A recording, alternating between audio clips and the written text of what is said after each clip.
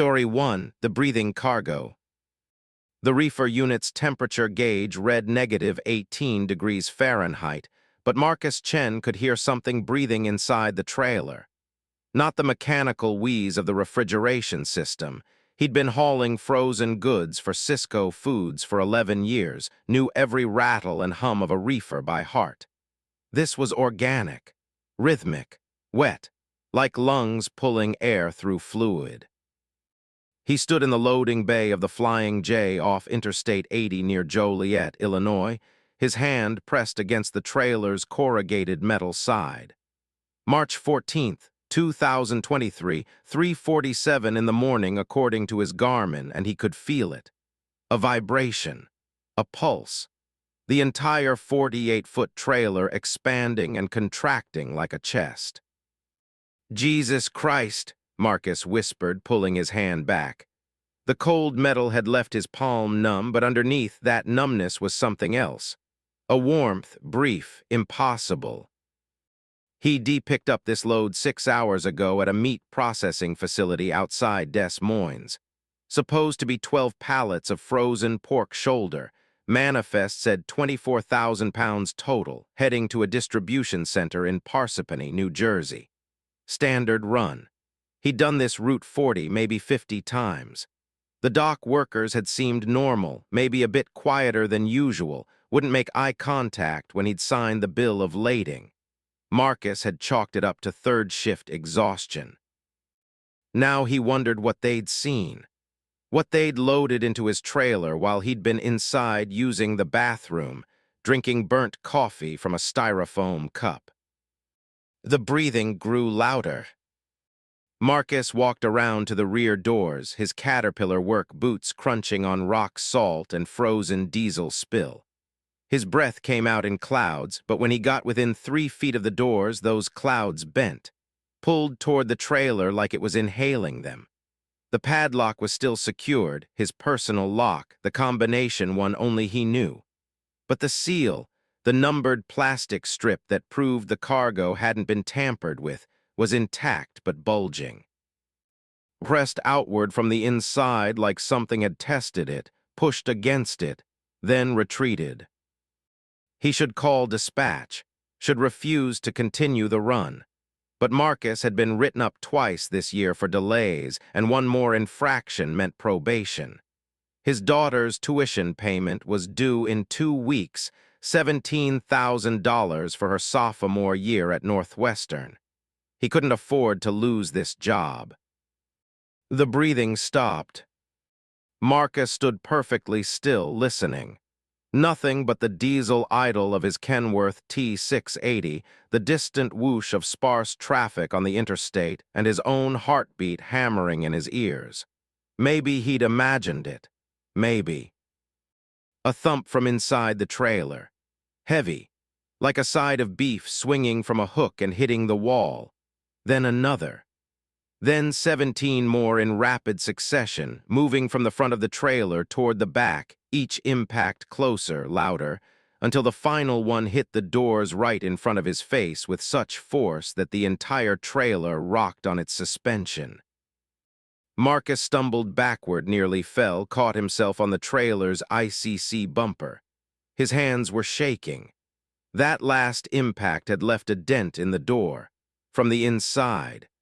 A dent shaped like a handprint, but wrong, too many fingers, too long, the palm section wide enough to be a manhole cover. He ran to the cab, pulled himself up into the driver's seat, slammed the door, locked it, grabbed his phone. No signal. The Flying J was never great for reception, but he'd had 2 bars when he'd parked 20 minutes ago. Now the screen showed nothing but a spinning wheel, like it was searching for towers that no longer existed.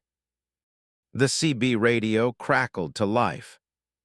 "Breaker, breaker, this is Nightcrawler to any driver who can hear me." A woman's voice, urgent, strained. "If you're hauling refrigerated cargo out of Des Moines, do not open your trailer. I repeat, do not." Static consumed the transmission. Marcus grabbed the handset, keyed the mic. "This is driver Marcus Chen. I copy. What's going on? What's in the trailer?" Nothing but static. He tried again. Nightcrawler, come back, what am I hauling? The static resolved into a voice, but not the woman. S. This was deeper, resonant, speaking words in a language Marcus didn't recognize, but somehow understood. The meaning bypassed his ears entirely, formed directly in his brain like thoughts that weren't his own. We are so cold, we need warmth, we need life. Marcus dropped the handset like it had burned him. The temperature gauge on his dash, the one monitoring the reefer unit, was climbing. -18, -12, -6. The refrigeration system was running, he could hear it, but something was generating heat inside the trailer. A lot of it. 0 degrees, 4 degrees, 8 degrees. At 12 degrees Fahrenheit, the breathing started gain, but now it was coming from multiple sources. 7 distinct patterns Marcus counted, maybe 8, overlapping and syncopating like some obscene choir. And underneath that sound, another noise emerged. Wet sliding, like raw meat being dragged across plastic. He had to look. Every instinct screamed not to, but if he didn't know what he was dealing with, he couldn't protect himself. Marcus grabbed his maglite from the door pocket, killed the interior lights, and climbed back out into the parking lot. Dawn was still 2 hours away. The Flying J's overhead lights seemed dimmer than before, like something was draining them, the fluorescent tubes flickering at the edges of his vision. The trailer was sweating. Condensation poured down its sides in rivulets, but when Marcus touched it, the liquid was warm, body temperature. And it smelled wrong, not like water, but like amniotic fluid, thick with proteins and salt. He followed the flow to where it was pooling beneath the trailer, and his maglite beam caught something moving in the puddle. Shapes. Cellular. Dividing and multiplying, forming structures that looked almost like embryonic tissue before collapsing back into liquid. The temperature gauge now read 32 degrees. Freezing, the threshold. The breathing stopped again, and in the silence that followed, Marcus heard something far worse. Cracking, like ice breaking up in spring, but faster, more violent. The sound was coming from inside the trailer, from the cargo itself. Whatever had been frozen was thawing, waking up. A voice called out from across the parking lot. "Hey, you with the Cisco reefer." Marcus spun around, his maglite finding a woman jogging toward him from a Peterbilt conventional. She was maybe 50, weathered face, Carhartt jacket over flannel. "You talked to Nightcrawler on the CB." "That was you." "Yeah, listen to me very carefully. I had the same load 3 days ago. Same facility, same manifest, same everything. Do you still have the bill of lading?" Marcus nodded, pulled the paperwork from his jacket pocket. The woman, her name patch said Denise Kowalski, snatched it from his hand, studied it under his maglite. Her face went pale. Jesus Christ, they're using the same PO number, same goddamn purchase order. They're cycling drivers, seeing how long it takes. She looked up at him, and Marcus saw genuine fear in her eyes. "I opened my trailer. Outside Omaha, second night, temperature alarm went off and I had to check. That was 60 hours ago. I haven't slept since. Can't sleep. Every time I close my eyes, I see them." "See what? What's in there?" "They started as pigs, or they were pigs once. The facility in Des Moines, it's not just processing meat anymore. Something happened there 8 months ago, some kind of contamination, prions maybe, or something worse. The animals that died, they didn't finish dying. Parts of them kept living, growing, merging together. The company's been trying to dispose of them, hauling them frozen to incinerators, but if they thaw..." The trailer behind Marcus groaned. Not the metal, the cargo. A sound that could only come from throats, plural, opening and closing, testing their function. Denise grabbed his arm. "How long has it been over 32 degrees?" Marcus checked his phone. Miraculously, he had signal again. Maybe 7 minutes. Then you've got 3 minutes, maybe less. Once they fully thaw, they'll break out. They're strong enough. I barely got away from mine, and I only had 9 pallets. You said yours is fully loaded. 12 pallets, manifest says. Forget the manifest. They lied. They always load more than they declare, maximize the disposal runs. You probably have 15 pallets in there, maybe more. That's somewhere between 300 and 400 individual specimens, all fused together by now into maybe 40 or 50 hybrid organisms. When they break out, they'll go for the warmest thing in the area. You, then anyone else in this truck stop. Then they'll head for the nearest town. The temperature gauge read 41 degrees. Marcus made a decision. Get in your truck, drive away now. What are you going to do? Something stupid. He didn't wait to see if she followed his advice. Marcus ran to his cab, fired up the Kenworth, and pulled forward slowly, watching his mirrors. He needed space. The Flying J parking lot was maybe 60% full, other trucks scattered around, their drivers sleeping, oblivious. Marcus drove to the far corner, as isolated as he could get, then stopped and grabbed the emergency flare kit from behind his seat. The trailer was really moving now, rocking on its suspension like something inside was throwing itself against the walls. Marcus could hear the metal starting to give, rivets popping like gunshots.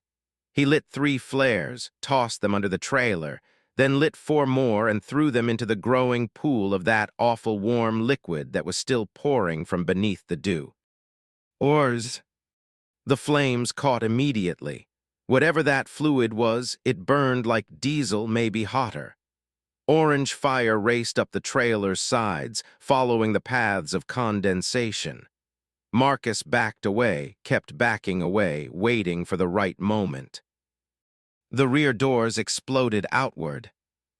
What emerged wasn't pigs, wasn't anything that had ever been pigs. Marcus's mind tried to parse it, couldn't, settled on approximations. Flesh, yes, pink and gray and purple, still steaming from being frozen, but configured wrong, assembled wrong, limbs that bent in 7 places. Heads that split vertically down the middle to reveal not skulls, but more heads inside those heads. And eyes, Christ, so many eyes, some human, some animal, some that couldn't be categorized. All of them focusing on him with an intelligence that made his bladder want to let go. The first hybrid thing to fully emerge was maybe 8 feet tall, composed of parts from at least a dozen different animals.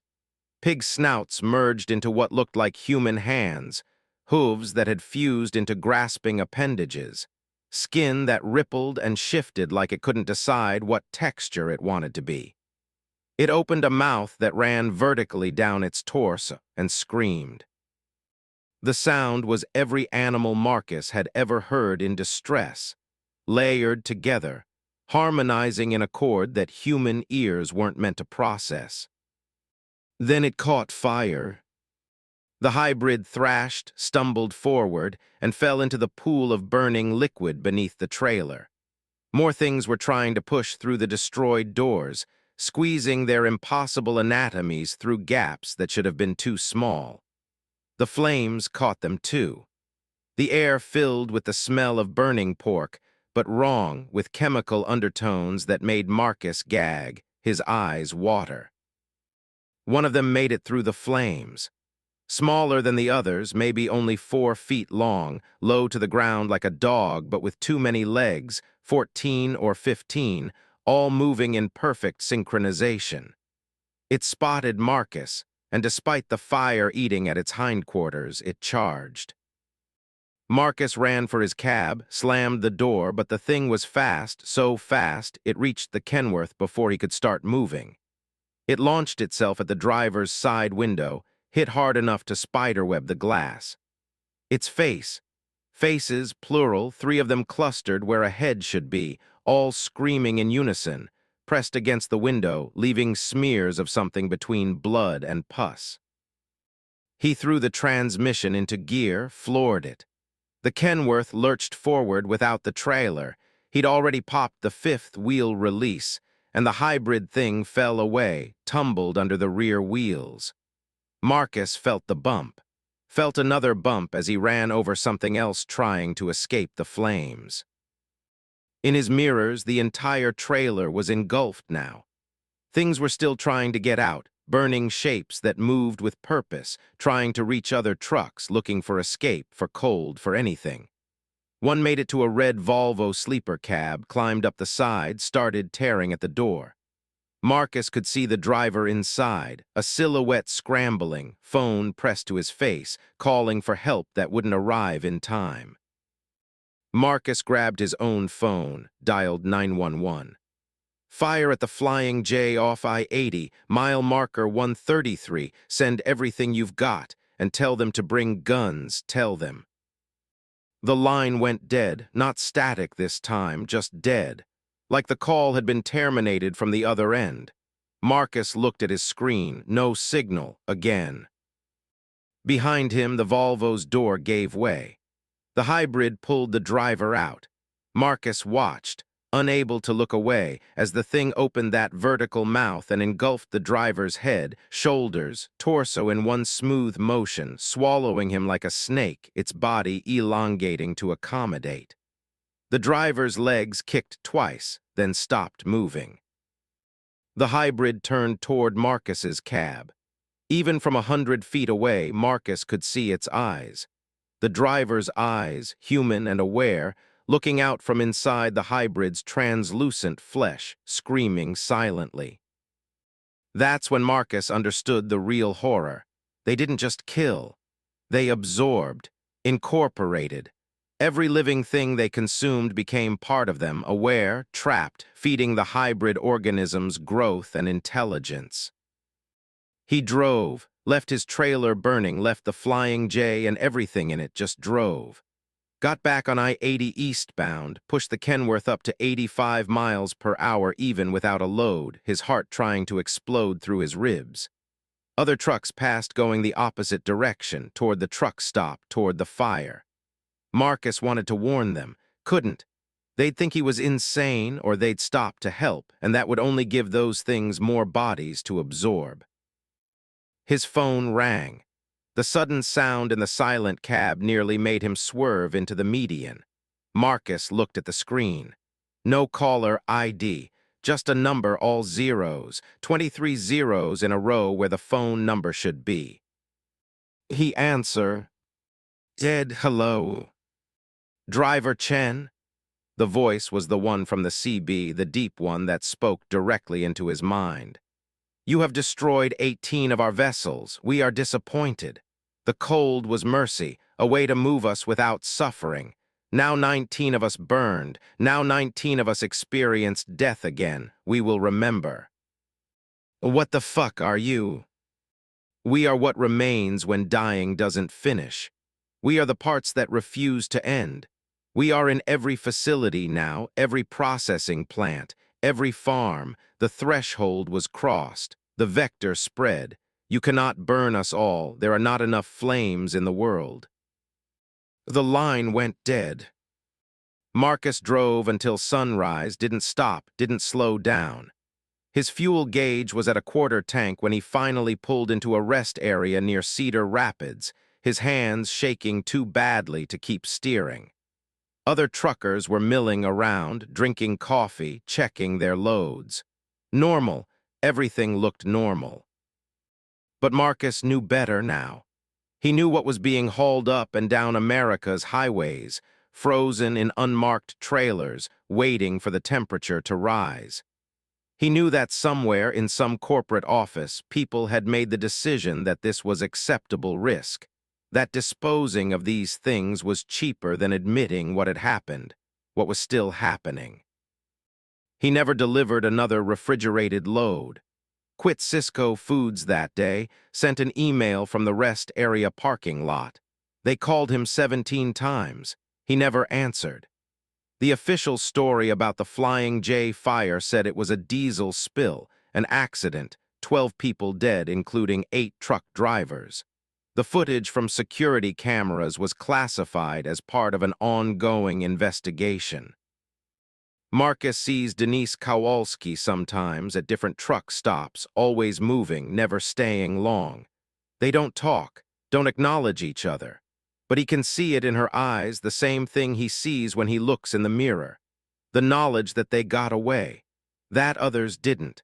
That somewhere right now, another driver is picking up a load from Des Moines and the temperature gauge is starting to climb. He still drives. Local routes now, nothing refrigerated, nothing long haul. But sometimes, late at night when the roads are empty, Marcus hears his CB radio crackle to life even though it's turned off.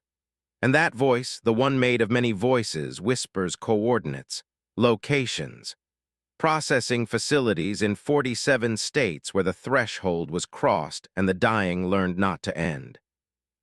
Marcus keeps a list. He doesn't know what he'll do with it, doesn't know if anything can be done. He just knows that every time he sees a reefer unit on the highway, he watches its temperature gauge if he can get close enough. And when he sees one climbing toward 32 degrees, he takes the next exit and drives the other way as fast as his rig will carry him. Because Marcus Chen learned the truth that March night in Illinois. Some cargo should stay frozen. Some cargo should never have existed in the first place. And some cargo is watching you through the walls, counting down the degrees until it can breathe again. Story 2. The Mile THATREPATS. Sarah Booth realized she'd passed the same roadkill deer 4 times before she understood she wasn't going anywhere at all. It was distinctive.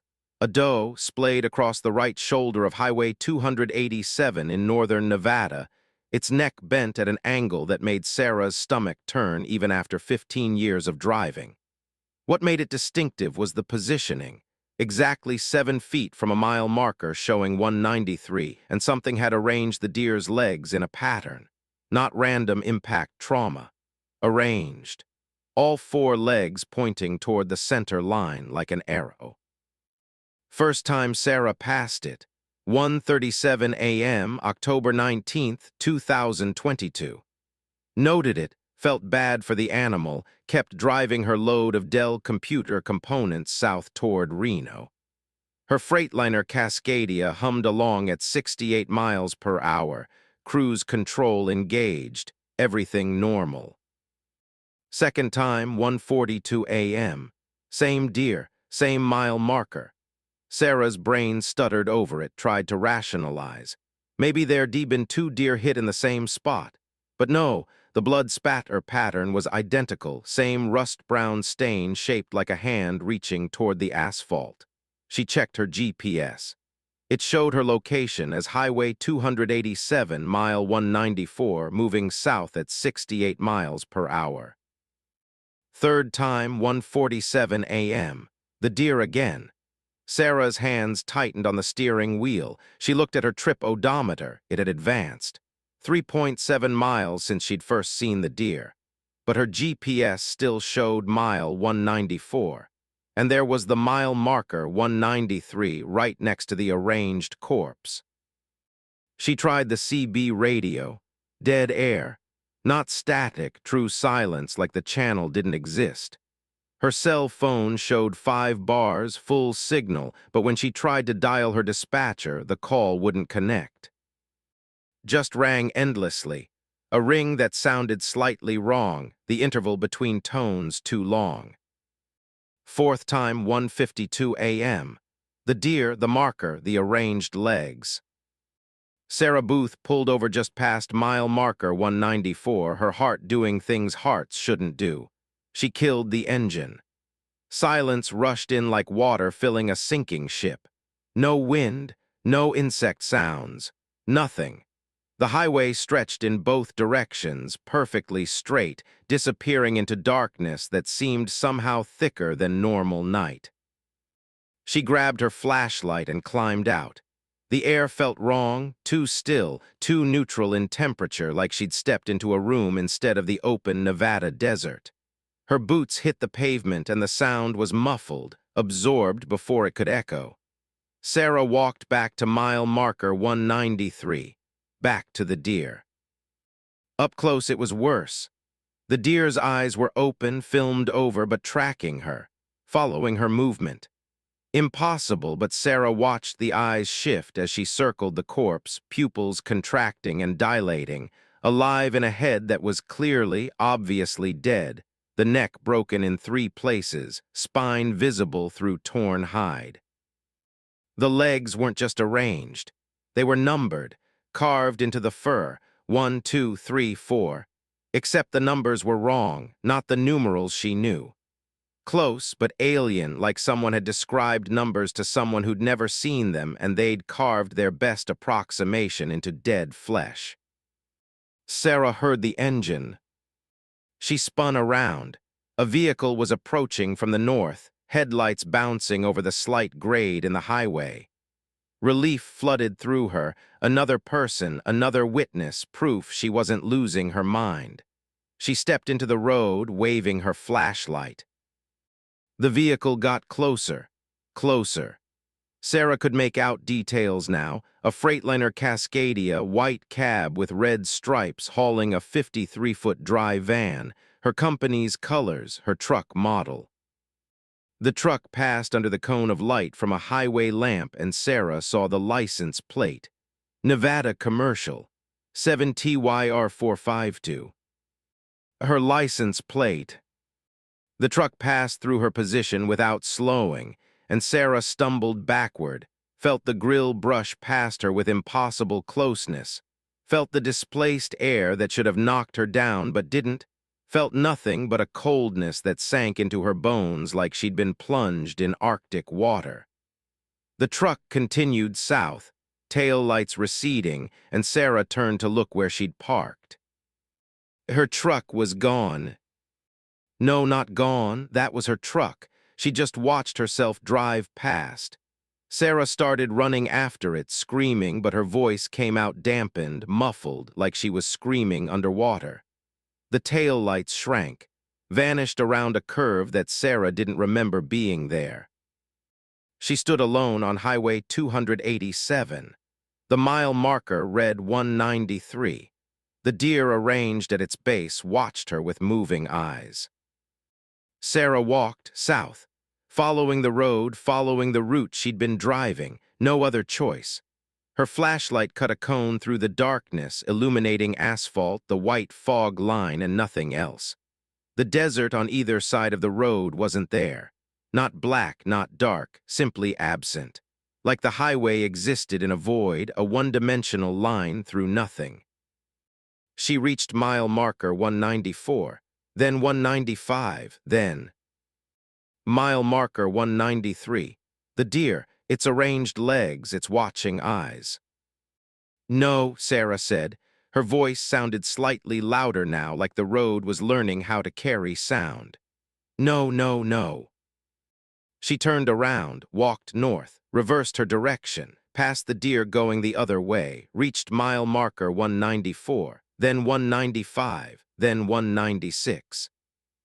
Then 193, the deer waiting. Sarah started running. North, south, it didn't matter. She ran until her lungs burned, until her legs gave out, until she collapsed on the pavement next to the mile marker, next to the corpse that watched her with impossible life. Her flashlight rolled away, its beam cutting across the arranged legs, and Sarah saw something she'd missed before. The deer's mouth was moving, opening and closing, not random spasms, deliberate, forming shapes, speaking. Sarah crawled closer, her rational mind screaming at her to run, but where would she run to? The mile repeated. This was her mile now. This single mile of Highway 287 that folded back on itself like a loop of tape, and she was trapped on it, and the deer knew it, and the deer was trying to tell her something. The mouth formed words 4 times. Sarah's blood turned to ice. What? 4 times, the deer mouthed again, no sound, just lips pulling back from teeth, tongue lolling. 4 times until you become, 4 times until you see, 4 times until you understand.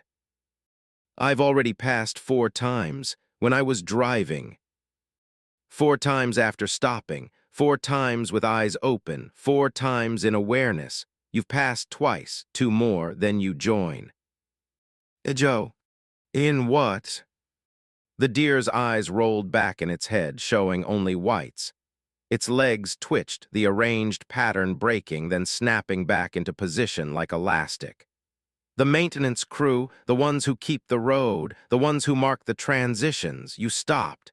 You got out. You acknowledged the impossibility. The road noticed. The road always needs more maintainers. Sarah scrambled backward, but there was nowhere to go. The void pressed in on both sides of the highway, and the mile marker seemed to be glowing now with its own light, not reflecting her flashlight but generating illumination from within, a sickly green phosphorescence that painted everything in cadaver tones. Something was coming down the road, multiple somethings, footsteps. Sarah whirled, her flashlight beam finding figures approaching from the south. 3 of them, walking in formation, wearing what looked like Nevada Department of Transportation uniforms, carrying surveying equipment and traffic cones. They weren't human. Their proportions were wrong, limbs too long, joints bending in extra places. They moved with mechanical precision, placing one foot exactly 12 inches in front of the other, never deviating. As they got closer, Sarah saw their faces, or what used to be faces. The features had smoothed over like wax left in the sun, leaving only suggestions of eyes, noses, mouths, enough to recognize them as face-like but nothing more. The figures stopped at mile marker 193. One of them, it wore a name tag that said supervisor, nothing else, knelt next to the deer. Its smooth face turned towards Sarah, and somehow she knew it was looking at her, assessing her. New maintenance candidate, it said. Its voice came from everywhere and nowhere, not from its mouth suggestion, but from the road itself, the pavement vibrating with each word. Traffic violation code, exiting vehicle during temporal loop. Severity, awareness of recursion. Sentence, integration into maintenance crew. Processing will begin on 4th iteration. I didn't violate anything, Sarah shouted. This isn't real, this is. Reality designation irrelevant. Loop integrity must be maintained.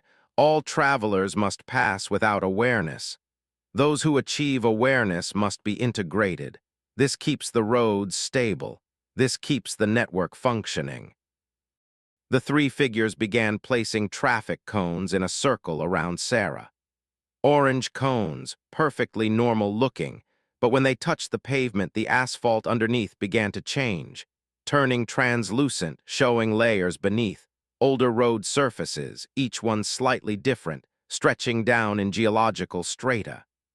Through the translucent pavement, Sarah could see more maintenance workers, dozens of them, maybe hundreds, working on roads that existed in other times, other iterations. Some of the workers looked almost human. Others barely retained any humanoid characteristics at all, had become abstract tools, living traffic devices fused with the infrastructure they maintained. 3rd iteration approaching, the supervisor announced. Candidate will now walk the mile. Candidate will experience duration. Sarah wanted to refuse, wanted to lie down in the road and scream until this impossible situation resolved itself. But her legs moved without her permission, stood her up, turned her south, started walking. She was a passenger in her own body now. Something else was driving. The walk to mile marker 194 took hours, or seconds. Time felt negotiable, elastic.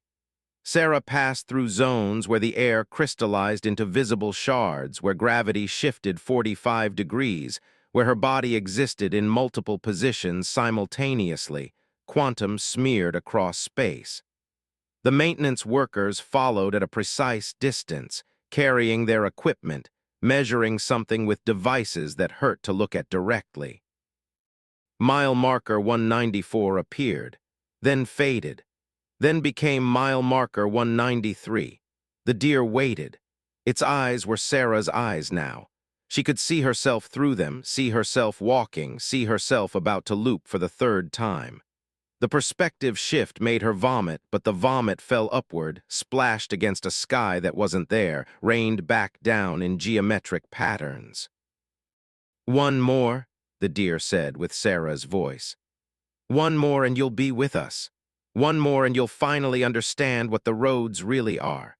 One more and you'll know why some miles have to repeat forever, why some places are traps built into the infrastructure, why reality needs maintenance crews that exist outside normal causality."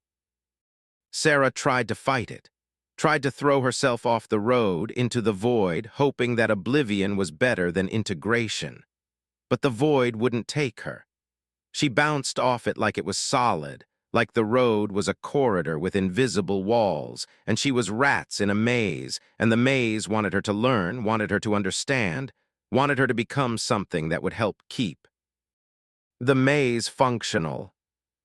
Her truck appeared again, coming from the south this time, wrong direction, driving backward at 68 miles per hour. It reached her position and stopped. The driver's door opened. No one climbed out. The door just hung open, waiting. "Get in," the supervisor said. "Drive the fourth iteration, complete the loop, become." Sarah climbed into the cab. It was her cab, her truck, everything exactly as she'd left it, except the GPS screen was showing something impossible. A map of Highway 287, but the road was folded into a knot, a tangle of overlapping routes, each one labeled with different coordinates, different realities, different Americas where the roads connected differently. She could see other loops like hers scattered across the map. Dozens of them, traps in the infrastructure. She put the truck in gear, started driving, reached mile marker 194. The GPS chimed. In 1 mile loop. Sarah started crying. She couldn't stop herself. The mile marker for 193 appeared in her headlights. The deer was standing now, alive, healed, waiting in the road. She should swerve, should try to avoid it, but her hands kept the wheel straight. The deer looked at her through the windshield, smiled with a human smile. Sarah hit it at 68 miles per hour. The impact should have totaled the truck, should have killed her. Instead, everything stopped. The truck, the motion, time itself.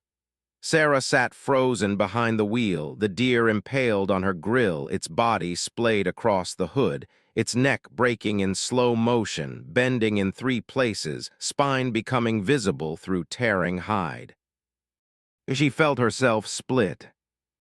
Part of Sarah Booth remained in the truck, foot on the accelerator, forever approaching mile marker 193, but never arriving, trapped in the infinite moment between 194 and 193. The other part fell out of the truck, through the door that hadn't been open but was now, landed on the pavement next to mile marker 193, landed next to her own body arranged like the deer had been, legs pointing toward the center line, numbered 1 through 4 in symbols that looked almost but not quite like numbers she knew. Sarah stood up. Her new body felt lighter, felt translucent. She looked down and could see the pavement through herself. The supervisor approached, handed her a clipboard, a measuring tape, a set of traffic cones. "Welcome to maintenance," it said. "Your loop is stable. Now you will help maintain others. There are 17,000 recursive miles in the network. All of them need workers. All of them need someone to mark the transitions, to process the aware, to keep the roads functioning across all timelines simultaneously." Sarah took the equipment, couldn't refuse, didn't want to refuse anymore.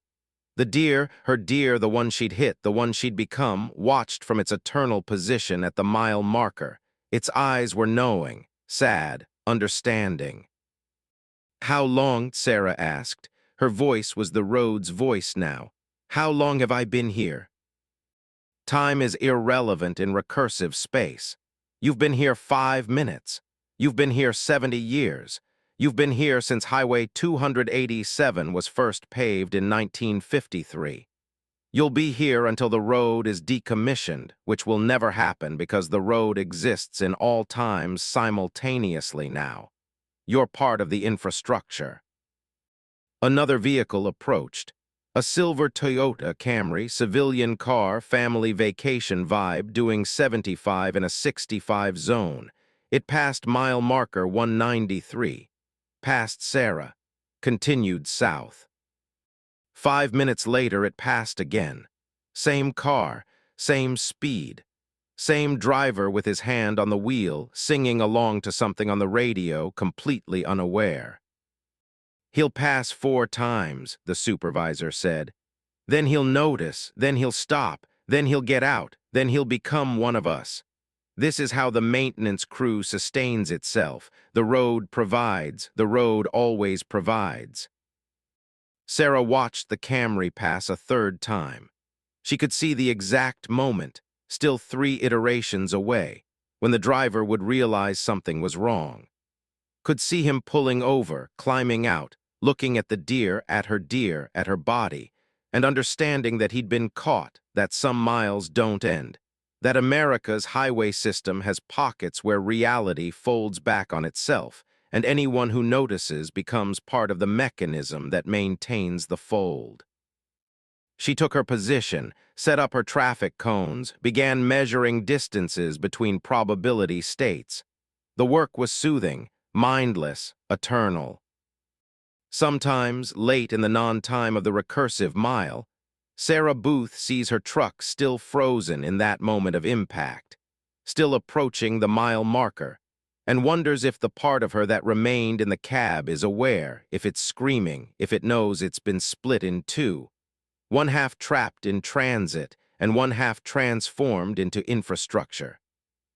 But mostly she doesn't think at all, mostly she just works, maintains, processes new candidates, keeps the loop stable. This is her purpose now.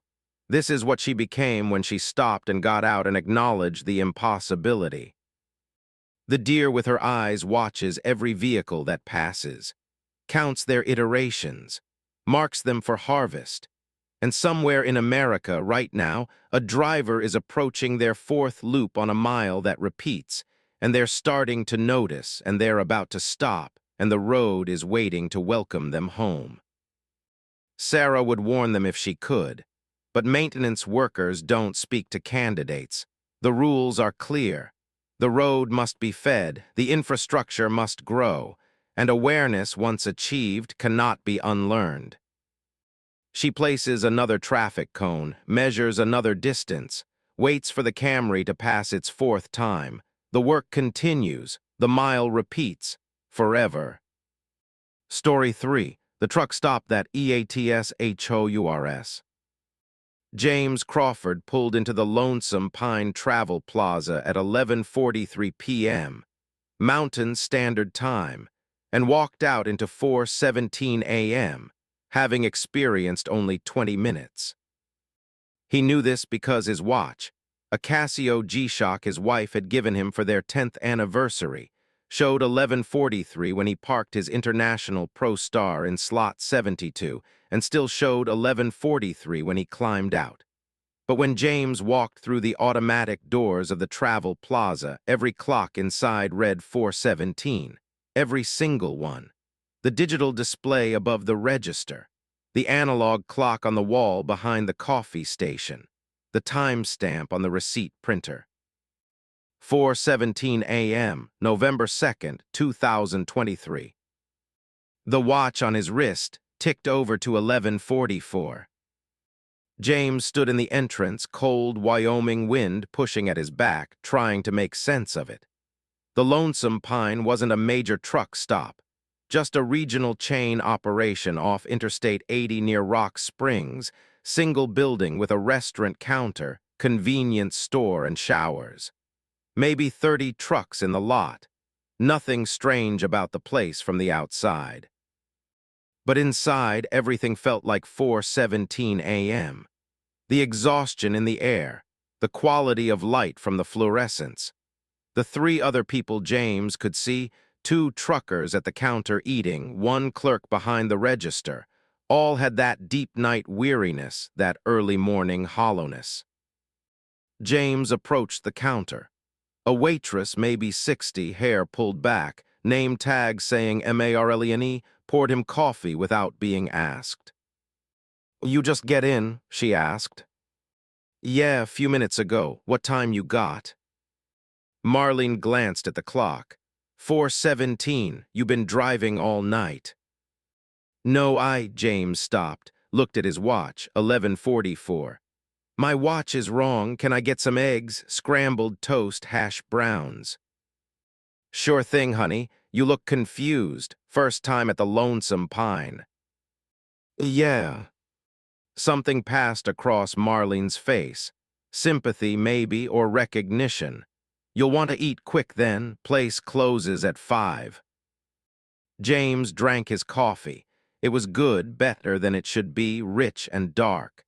The two truckers at the counter were talking in low voices, and something about their conversation felt off, felt circular, like they were repeating the same exchange over and over with slight variations. James caught fragments. Said the load was time-sensitive. Dispatcher won't answer. Been trying to leave for. His eggs arrived. James ate them. They were perfect, exactly as he liked them. He hadn't told Marlene how done he wanted the eggs, but they were cooked precisely to his preference, yolks slightly runny, edges crispy. The toast was buttered exactly right. The hash browns seasoned exactly as he would have seasoned them. James's watch read 11:47. He paid $12 even, exact change somehow already in his hand before he reached for his wallet and headed for the bathrooms. The hallway leading to them stretched longer than it should, walls lined with photographs of the travel plaza from different eras. James studied them as he walked. The building had been there since the 1960s, apparently. Same structure, same layout, but the backgrounds changed. The highway moved. In the oldest photos, Interstate 80 was visible in one direction. In newer photos, it was in a different direction. In the most recent photo, the highway wasn't visible at all, like the travel plaza had somehow drifted away from the road entirely. The bathroom was empty. James used the urinal, washed his hands, looked at himself in the mirror. He looked like he'd been driving for 18 hours straight, deep circles under his eyes, skin gray. But he'd only been on the road for 7 hours, had left Salt Lake City at 4:30 p.m., should be fresh enough. His reflection moved wrong. Just a fraction of a second. Just enough for James to notice that his reflection was slightly behind his actual movements, creating a doubling effect, an echo. He raised his hand. His reflection raised its hand a heartbeat later. He smiled. His reflection smiled after a delay. James backed away from the mirror. His reflection stayed in place for a full second before backing away to match him.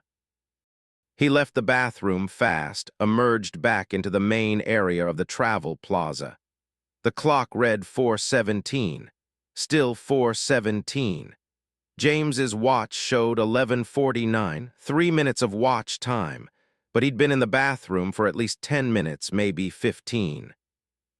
One of the truckers from the counter was standing near the door, putting on his jacket, preparing to leave. James approached him. "Hey, excuse me, what time you got?" The trucker checked his phone. 4:17, why?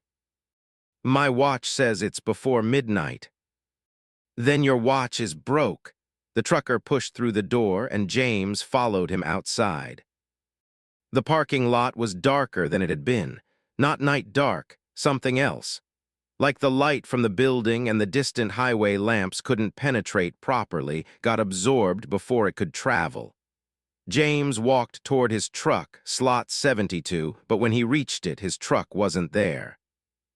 A different international pro star occupied the slot. Similar model, different company colors. James spun around, trying to orient himself. Maybe he'd remembered wrong. Maybe it was slot 73 or 71. He walked the lot, checking every space. His truck was gone. No, not gone. James could see it now far across the lot in slot 12. But he'd parked in 72. He was certain. He always parked in the 70s when available, a superstition from his father who'd been a driver before him, who'd told him that the 70s were lucky numbers. James jogged to slot 12. It was his truck.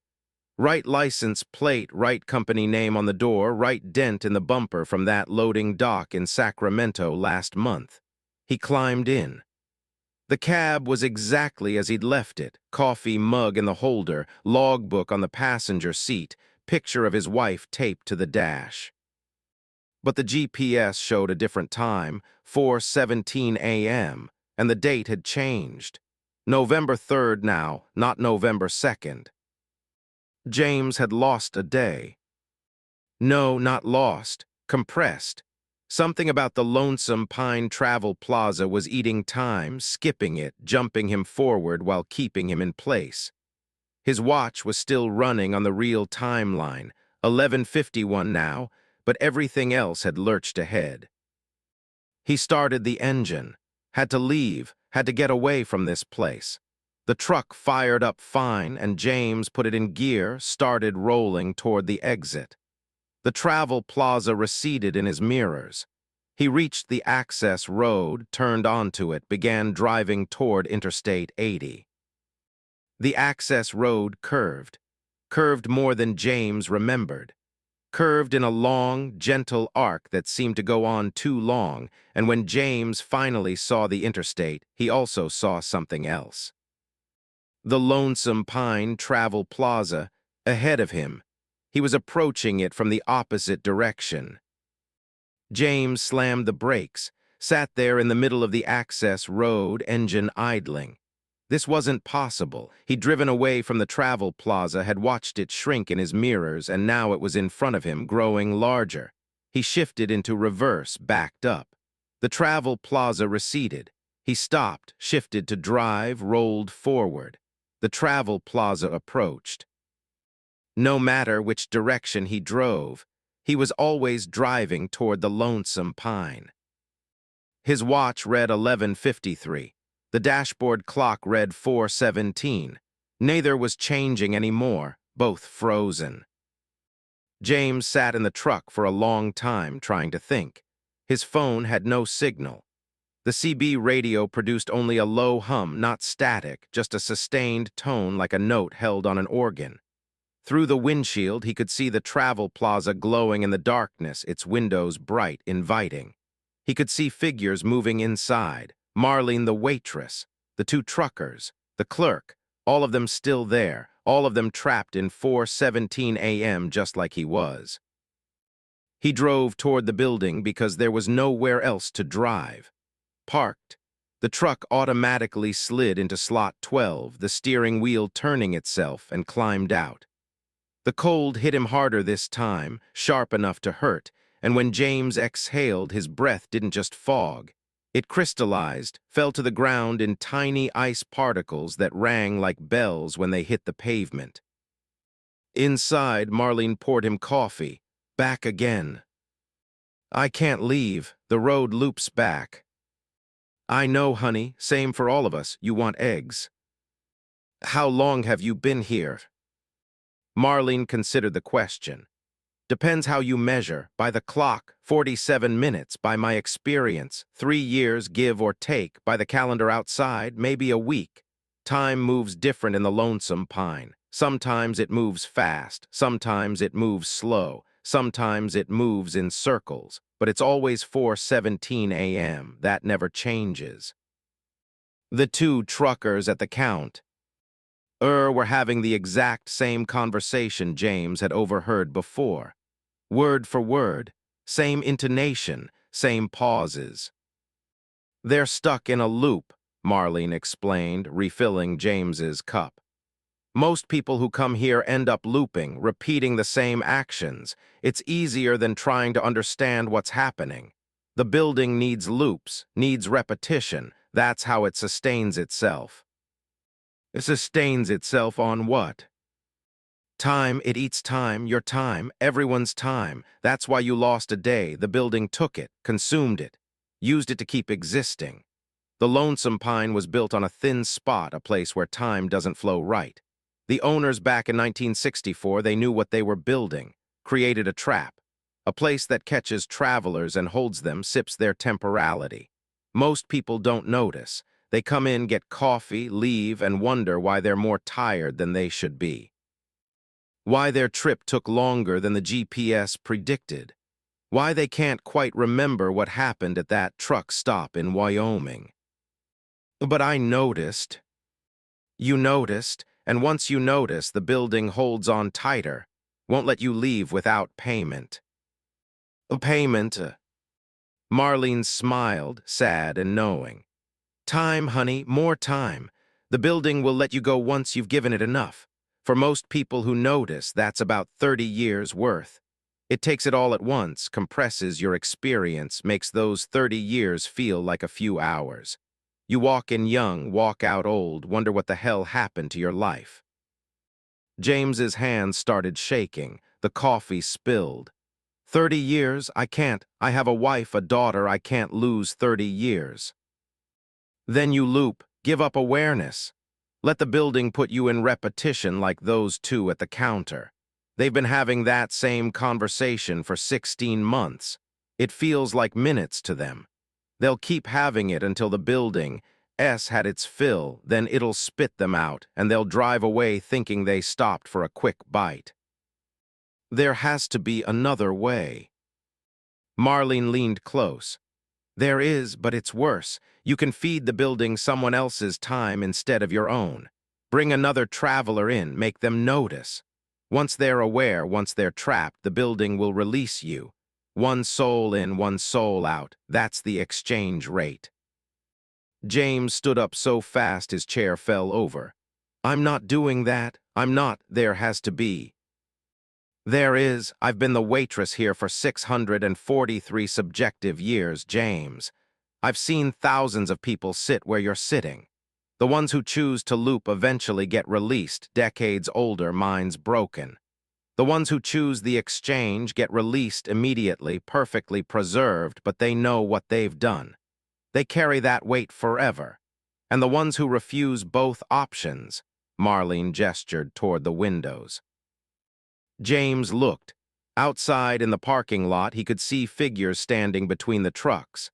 Dozens of them, maybe hundreds, translucent, flickering, ghosts or echoes or something worse. They weren't moving, just standing, staring at the travel plaza with expressions of absolute despair. Those are the ones who fought it, Marlene said. Who tried to resist. The building consumed them entirely. Took all their time, past and future, erased them from ever having existed except here in this moment at 4:17 a.m., forever aware but unable to affect anything. Don't be like them. James's watch read 11:53, still frozen. He walked to the windows, pressed his hands against the glass. The ghost figures stared back at him. One of them was younger than the others, fresher, still mostly solid. A woman, maybe 30, wearing a business suit. She was mouthing words, "Help me, help me, help me." She came in 3 hours ago, Marlene said from behind him. Refused to choose, thought she could outsmart the building. She couldn't, no one can. James turned around. The travel plaza looked different now, bigger on the inside than it should be. The counter stretched away into impossible distance. The hallway to the bathrooms had multiplied, a dozen identical hallways leading in directions that hurt his spatial reasoning. The photographs on the walls were moving, figures in them walking from frame to frame, traveling through the decades. The building's showing you the truth now, Marlene explained. This place exists outside normal geography. It's a pocket, a fold. The interstate doesn't really connect to it anymore, hasn't for years. The lonesome pine just projects itself onto reality, tricks passing drivers into thinking it's a normal stop. But once you're here, really here, you can't leave until the building allows it. One of the looping truckers stood up from the counter, walked toward James. His movements were jerky, unnatural, like stop-motion animation. He stopped 3 feet away, and James could see that his eyes were wrong. Filmed over. Cataracts or something else, something like eye. See forming on the surface of his eyeballs. "Are you going to loop?" the trucker asked. His voice came from the wrong direction, from behind James instead of in front. "Are you going to give in? It's easy. Just let go, just stop fighting. The building will take care of everything. You'll be safe in the repetition, safe in the eternal moment." "How long have you been looping?" James asked. 16 months, 16 seconds, 16 years. Time is a circle here. I'm having this conversation forever. I've never had this conversation. I'm about to have this conversation for the first time. All of it is true simultaneously. The trucker's face began to change. Aged rapidly, wrinkles cascading across skin, hair graying and falling out, eyes sinking into skull. Then reversed, youth returning, the process playing backward, forward and back, aging and rejuvenating. The building was showing James what looping really meant. Existence outside proper time. Identity smeared across decades like paint. James ran. He didn't choose to run, his body just moved, survival instinct overriding rational thought. He sprinted for the entrance, slammed through the automatic doors, burst into the parking lot. The ghost figures turned to watch him. Their mouths opened in unison, and a sound came out, not a voice, but the opposite of a voice, an unsound that erased audio, creating a sphere of perfect silence around James as he ran for his truck. Slot 12. He climbed in, started the engine, floored the accelerator. The International lurched forward, tires screaming. James aimed for the access road, hit it going 60, kept accelerating. 70. 80. The truck wasn't designed for this speed. Without a load, started swaying, threatening to jackknife. He didn't care, had to escape, had to. The lonesome Pine Travel Plaza appeared ahead of him. Again. James screamed, yanked the wheel. The truck left the road, crashed through the desert scrub. He drove cross-country, no road at all, just open Wyoming wasteland, bouncing over rocks, destroying his suspension, not caring. Put distance between himself and the building. 1 mile, 2 miles, 3 miles. In his rearview mirror, the lonesome Pine followed. Not moving, not chasing.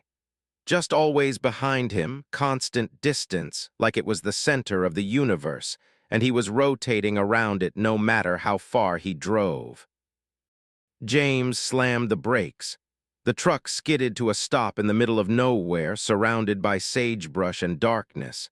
He climbed out, looked at the horizon. The travel plaza glowed in every direction, north, south, east, west.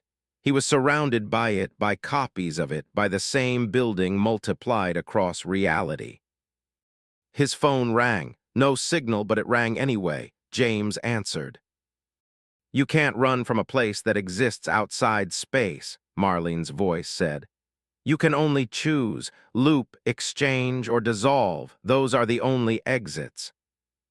"I choose none of them." "Then you've chosen dissolution. The building accepts. Goodbye, James Crawford. You'll make a good ghost." The call ended. James felt it starting immediately. A coldness spreading from his extremities inward, but not physical cold, temporal cold. His memories beginning to freeze, crystallize, become fixed and unchangeable. He looked at his hands and they were flickering, becoming translucent. The building was erasing him, taking not just his future but his past. Soon he'd be like those figures in the parking lot, trapped in the eternal 4:17 a.m., aware but unable to change anything. Unless... James climbed back in the truck, grabbed the CB handset. keyed the mic and broadcast on Channel 19, the emergency channel, putting everything he had into the transmission. "Mayday, mayday, this is driver James Crawford. If anyone can hear this, stay away from the Lonesome Pine Travel Plaza off I-80 near Rock Springs. It's not. It's not a real place. It traps you. It eats time. Stay away, stay." Another voice interrupted. "I hear you, driver." A man's voice, deep, calm. "I'm 10 miles out. I'll stop. I'll come in. I'll notice. That's what you need, isn't it? Another aware soul, so you can trade, so you can escape." "No," James said. "I'm warning you away, not calling you in." "I know, but I'm coming anyway, because I've been driving these roads for 40 years and I've heard stories about the Lonesome Pine. I've always wondered if it was real. Now I know. And I'm tired, driver, so tired. I'm ready to loop, ready to let the building take me, so I'll be your exchange. I'll trade places, you go free." "I can't let you do that." "You can't stop me. I'm already pulling off the interstate. I can see it now. The Lonesome Pine, it's beautiful, it's glowing. It's exactly 4:17 a.m. and I'm so tired and the building is offering me rest. Eternal rest in eternal repetition. I'm going in, I'm noticing, I'm setting you free." The CB went silent. James felt it immediately, the coldness receding, his hands solidifying, his memories unlocking. The building had accepted the exchange. One soul in, one soul out. Through his windshield, James watched the Lonesome Pine Travel Plaza fold away, collapse into itself, vanish like it had never existed. The darkness around him resolved into normal Wyoming night. He could see Interstate 80 now, real and solid, a mile to the north. Real highway lamps, real traffic flowing. His watch read 11:57. His dashboard clock read the same. Time synchronized again. James drove to the interstate, merged into traffic, and continued east. His load was still secure. His schedule could still be met. Everything was normal. Except he knew what he'd allowed to happen. Knew that somewhere in a pocket of broken time, another driver was sitting at a counter in the Lonesome Pine Travel Plaza, eating eggs, drinking coffee, trapped in 4:17 a.m., and that driver had sacrificed himself so James could go free. James never learned the driver's name, never heard his voice again. But sometimes, late at night, he catches himself looking for the Lonesome Pine, searching for that glow on the horizon, wondering if he could go back, if he could trade places, if he could free the man who freed him. But the building never appears for James Crawford again. He made his choice. He accepted the exchange, and the building only takes each soul once. He's marked now, exempt, forever carrying the weight of knowing that his freedom cost another man his existence. Some truck stops feed you, some rob you, and some, like the Lonesome Pine Travel Plaza off Interstate 80 near Rock Springs, Wyoming, devour the one thing you can never get back and make you complicit in feeding them. James drives carefully now, always checks his watch, always confirms that time is moving correctly. And whenever he passes another driver on the road, he wonders if they've been to the Lonesome Pine, if they're carrying the same weight, if they wake up at 4:17 a.m. every morning and remember what they sacrificed to stay free. The building is still out there, still glowing, still showing 4:17 on every clock, still waiting for the next traveler to notice, to become aware, to make the choice that isn't really a choice at all. And somewhere inside it, a man sits at a counter, forever eating eggs he cannot taste, forever drinking coffee that never cools, forever trapped in the moment James Crawford escaped. Story 4. The dispatcher WHO doesn't exist. Trevor Williamson had been taking orders from Rachel Keene for 8 months before he realized no one else at the company had ever heard of her.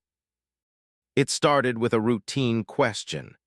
Trevor was at the Schneider Terminal in Green Bay, Wisconsin, February 7th, 2023, waiting for his next assignment. He walked up to the dispatcher desk, where Frank Hernandez was managing the board, and asked, "Hey, Frank, is Rachel in today? She said she'd have a follow-up load for me after I dropped this Wisconsin run."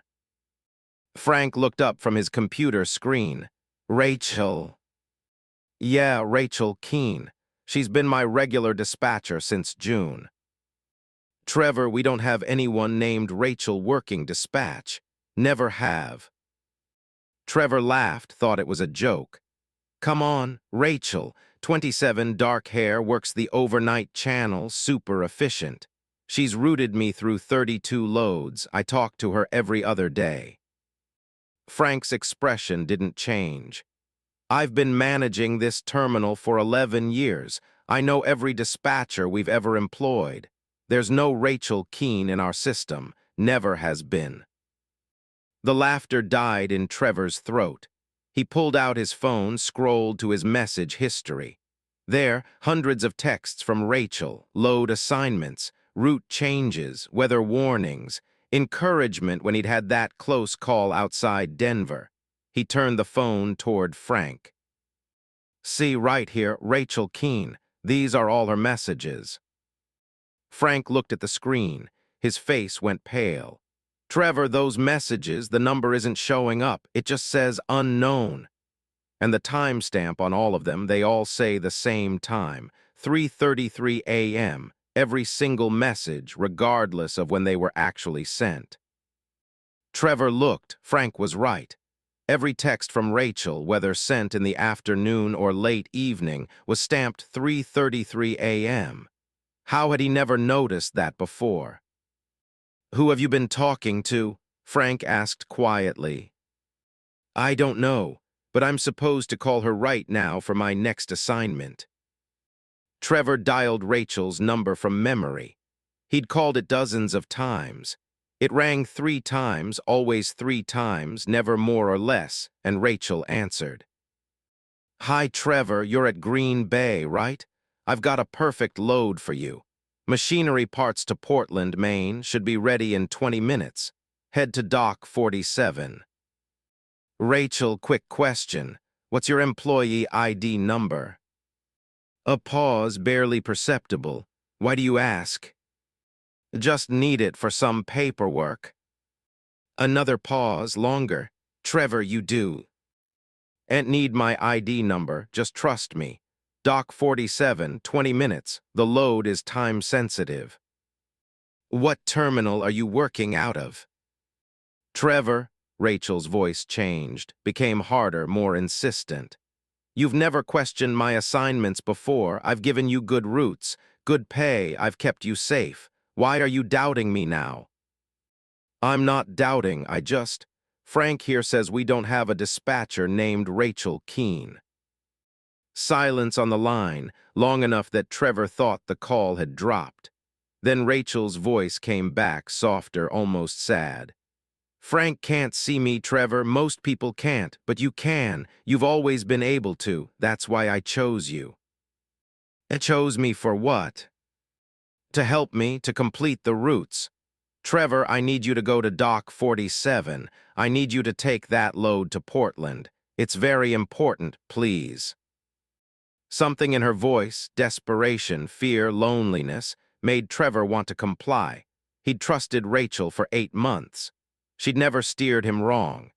Even now, something in him wanted to believe this was all a misunderstanding, that Frank was mistaken, that Rachel was real and everything was fine. "I'll call you back," Trevor said and ended the call. Frank was staring at him. "What did she say?" "She said you can't see her. That most people can't. Frank, what the hell is going on?" Frank sat down heavily, pulled up something on his computer. "Give me a minute." He typed rapidly, made a phone call to corporate, spoke in low, urgent tones. 10 minutes later, he hung up and looked at Trevor with an expression of deep concern. "Corporate pulled your entire dispatch history. According to our records, you've been routing yourself for the past 8 months.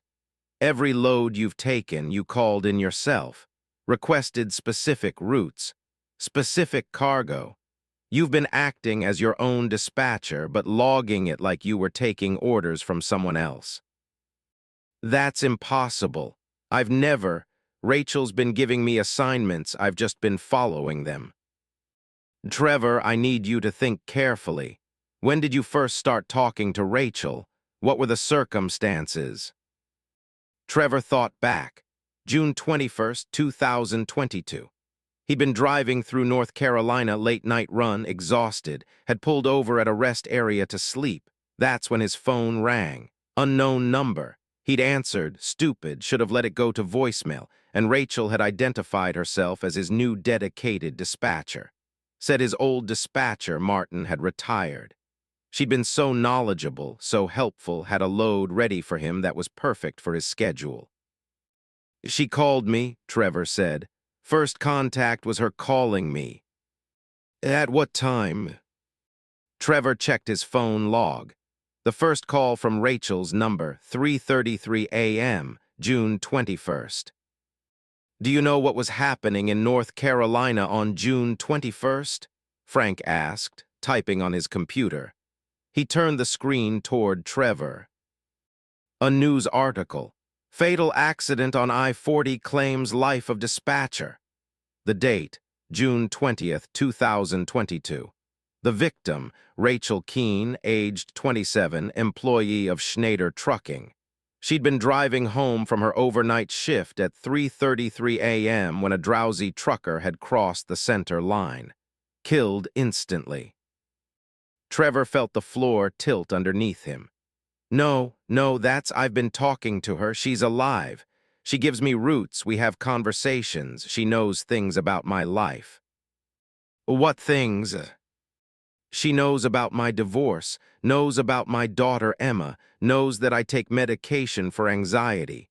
Knows, Trevor stopped, thought about it. She knows things I've told her, but has she ever mentioned anything about herself? He tried to remember. 8 months of conversations, hours on the phone, thousands of text messages. And Trevor realized he knew nothing about Rachel Keene, where she lived, if she had family, what she did when she wasn't working. Every conversation had been about him, his roots, his problems, his life. She's a ghost, Frank said quietly. Or something like a ghost, and she's been using you to finish routes. Trevor, look at the loads she's assigned you. Really look at them. Frank pulled up Trevor's delivery history. 32 loads in 8 months. Trevor studied the origins and destinations. A pattern emerged. Every pickup location was near a site where a trucking accident had occurred. Every delivery destination was near where a driver had been buried, or where their family lived, or where they'd always wanted to go but never made it. Rachel had been sending Trevor to complete other drivers' interrupted routes. Ghost routes. The loads he'd been hauling were real, but the assignments were wrong, didn't match company needs, were costing Schneider money. Rachel was hijacking the dispatch system, using Trevor as a vessel to finish journeys that had been cut short by death. The machinery parts to Portland, Trevor said slowly. Where are they picking up from? Frank checked. Dock 47, which, Trevor, Dock 47 doesn't exist. This terminal only has 39 docks. Trevor stood up, walked out to the loading area, counted the docks. 39, just like Frank said. But at the far end past Dock 39, there was a gap in the building, a space where a 40th dock should be. The gap was dark, unlit, and backed into it was a trailer. An old Schneider trailer, paint faded, rust showing. It shouldn't be there. The gap was too narrow for a trailer to fit. Trevor approached. The trailer's door was open. Inside, he could see machinery parts loaded on pallets, exactly as Rachel had described. Everything looked normal except the machinery was moving, not vibrating from wind or settling weight, moving deliberately, gears turning slowly, hydraulic pistons extending and retracting. The machinery was running despite having no power source, no fuel, no reason to function. Trevor, Rachel's voice behind him, he spun around. She was standing there, not translucent, not ghostly. Solid. Real. Rachel Keene, 27, dark hair, wearing a Schneider dispatch uniform. She looked exactly as he'd imagined her from their phone calls. "You can see me now," she said. "Really see me. I wasn't sure you'd be able to." "You're dead." "Yes." "For 8 months." "Yes." "What have you been doing to me?" Rachel looked pained. "Surviving, or whatever the dead equivalent is. Trevor, when I died, I was in the middle of coordinating 17 active routes. 17 drivers depending on me. The accident happened so fast, I was talking to a driver on the phone, giving him a route change, and then headlights, and then nothing. I never got to finish, never got to see those routes completed. That incompleteness, it anchored me, kept me here." "So you've been using me to finish them?" "Not just finish. I've been trying to help all the drivers I never got to help. There are hundreds of truckers who died on the road with loads undelivered, destinations unreached. I can feel them, Trevor. I can feel their incompleteness. And I thought if I could just finish enough routes, complete enough journeys, maybe the incompleteness would fade. Maybe I could rest." "By hijacking my life, making me haul ghost cargo." "The cargo is real. The deliveries are real. I'm just redirecting them, making sure they serve a purpose. That machinery you're looking at, it was supposed to go to a factory in Ohio. But there's a trucker buried in Portland who died hauling machinery. I changed the destination, made it a memorial of sorts, completion by proxy." Trevor felt anger rising. "You've been manipulating me for 8 months. Making me think I had a dispatcher, had someone looking out for me. It was all fake. You're not real." "I am real," Rachel's voice broke. "I'm as real as I can be. Trevor, you're the only person who can hear me, the only one who can see me. Do you know how lonely it's been? Screaming into dispatch systems, trying to help drivers, and no one responding. You're my only connection to the world I left. Please don't take that away." "I don't have a choice. You're dead. I can't keep taking orders from a ghost. I could lose my job, my CDL, everything." "Then take this one last load, Portland. Let me finish this one route. After that, I'll leave you alone, I promise." Trevor wanted to refuse, should have refused. But something in Rachel's expression, the desperate need, the unfinished business literally holding her to this world, made him hesitate. "What happens if I do?" "I'll keep trying, keep finding drivers who can hear me, keep hijacking routes. I can't stop, Trevor. The incompleteness won't let me. It's like a hook in my chest, pulling me toward every unfinished journey, every interrupted delivery. If I don't complete them, I can't move on. I'll be stuck doing this forever. And if I take this load, you'll be done. This is the last one I assigned myself before I died. My final dispatch. If you complete it, if you deliver that machinery to Portland, maybe it'll be enough. Maybe I'll finally be complete." Trevor looked at the trailer. The machinery inside was still moving, gears clicking, pistons hissing. It looked almost alive, almost aware. "That's not normal machinery, is it?" Rachel shook her head. "It's pieces of every load I never finished, merged together, transformed by the incompleteness into something that represents all of it.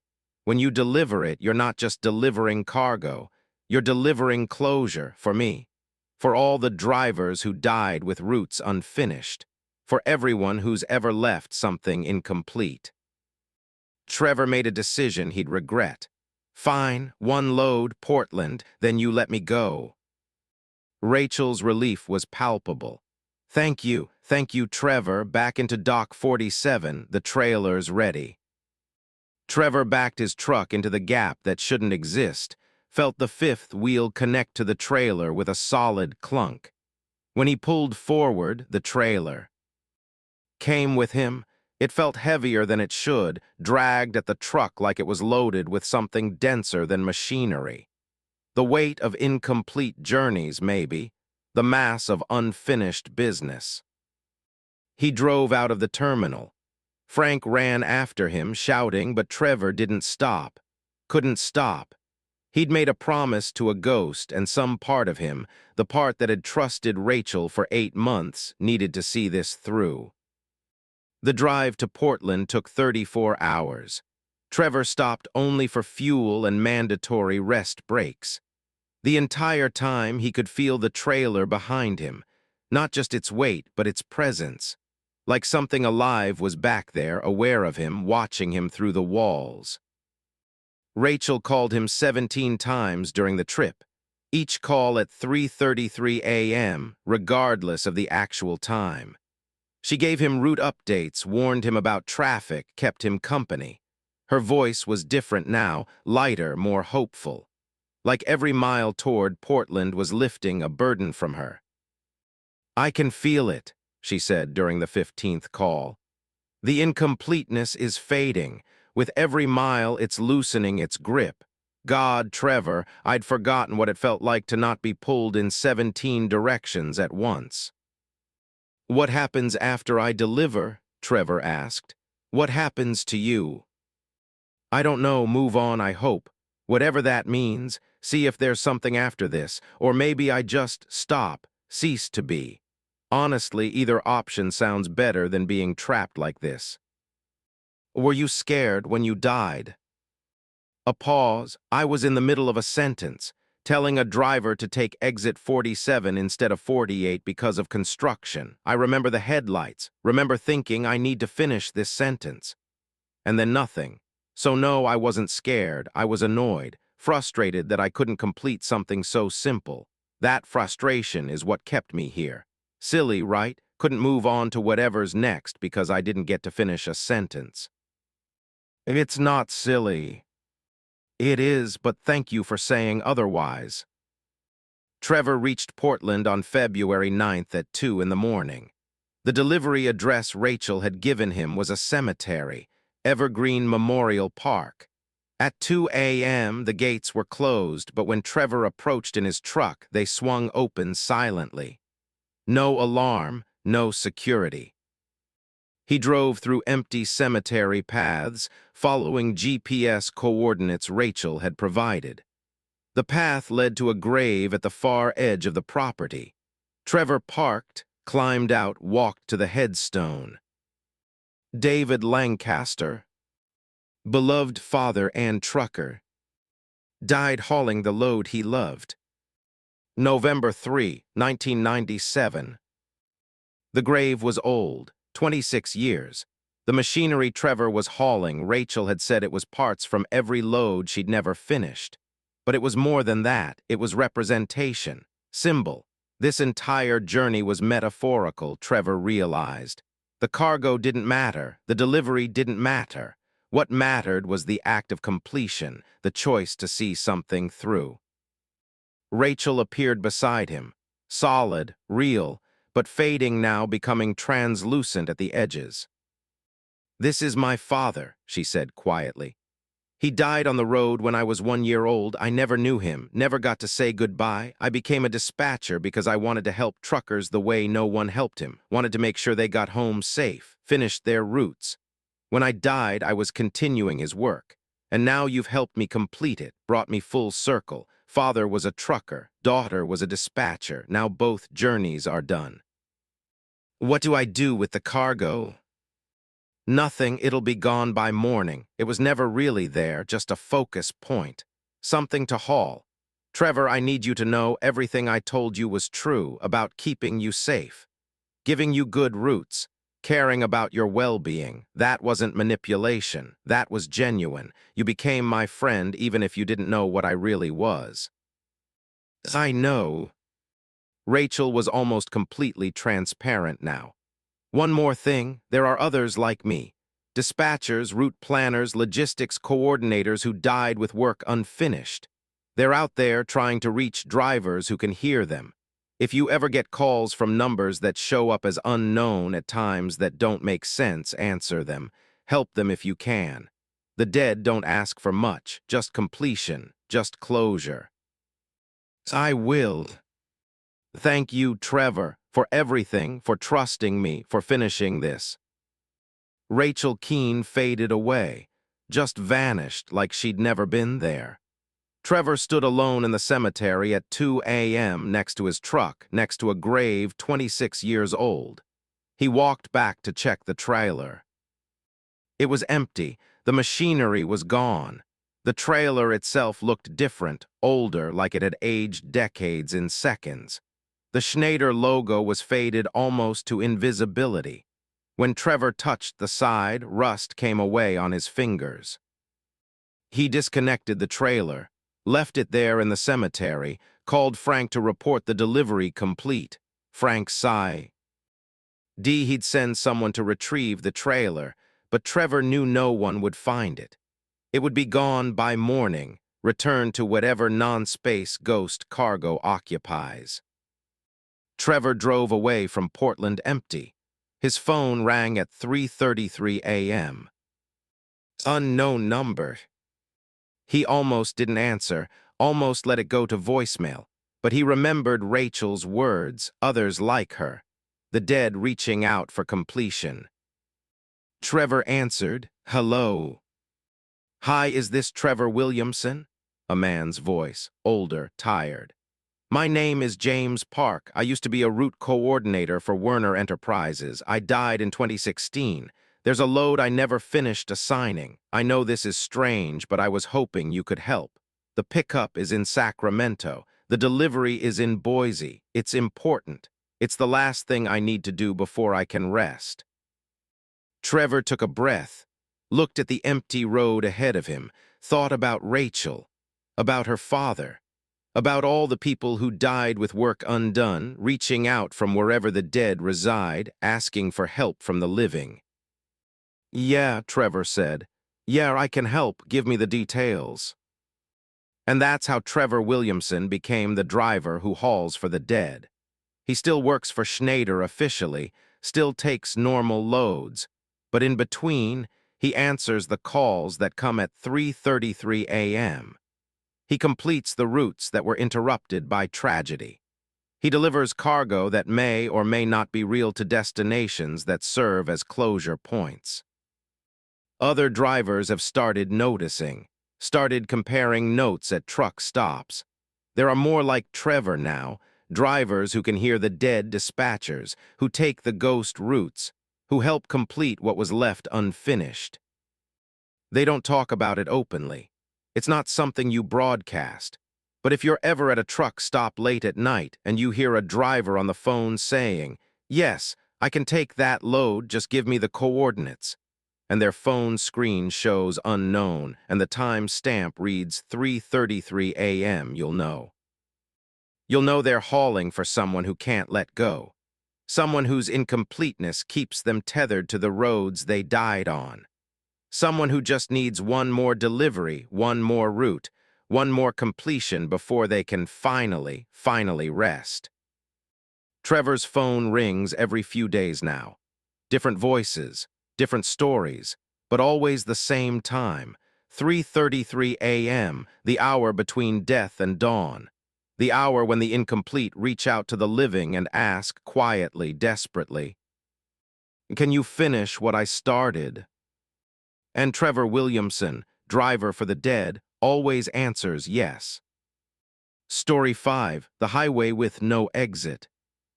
State Route 447 in Nevada has 63 exits according to the official maps. But Patricia Murray drove past exit 64, then 65, then 79, and the exits kept coming, kept increasing, kept appearing in her headlights like false promises of escape. She de-entered SR 447 at Wadsworth, heading north toward Gerlach, a route she'd driven 40 times in her 6 years hauling aggregate supplies for Cal Portland. 128 miles, flat desert highway, boring but reliable.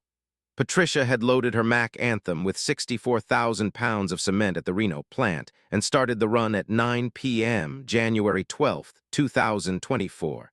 Standard night haul. Should have been in Gerlach by 11:30.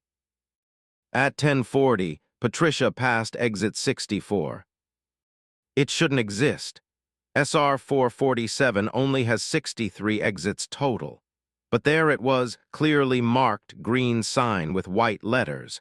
Exit 64, nowhere next exit 47 miles. Nowhere wasn't a real town. Patricia knew every settlement, ghost town, and unmarked turnoff on this route. There was no place called Nowhere. And the next exit shouldn't be 47 miles away. Exits on 447 were spaced roughly 6 to 8 miles apart. She keyed her CB radio. Anyone else on SR 447 seeing weird exit signs? Static, then a voice, male, shaky. I've been driving this highway for 3 hours. I've passed 147 exits. None of them go anywhere. I tried taking exit 72. The off-ramp just curved back onto the highway. I'm stuck. I can't get off. Patricia's hands tightened on the wheel. What's your 20? I don't know anymore. Mile marker keeps climbing. I'm at mile 361. This highway isn't that long. It's only 128 miles. But I've been driving 361 miles and I'm still on it and the exits keep coming and... The voice dissolved into static. Patricia checked her GPS. It showed her location as SR 447, mile marker 78, heading north. Normal. Except mile marker 78 was near Gerlach, near the end of the route. She shouldn't be there yet. She'd only been driving 90 minutes. Exit 65 appeared. The sign read, Exit 65 Stillwater services 2 miles.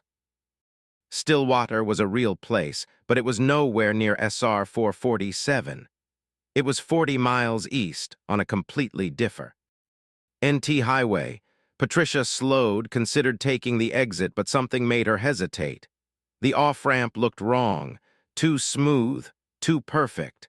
The asphalt was flawless, no cracks, no repairs, like it had been poured yesterday. But the sign itself was weathered, rusted, decades old. She stayed on the main highway. Exit 66. Exit 66. Your destination, no services. Your destination. Not a destination or a specific place name, your destination. Personalized. Like the sign knew who she was, where she was trying to go. Patricia's phone rang. She glanced at the screen.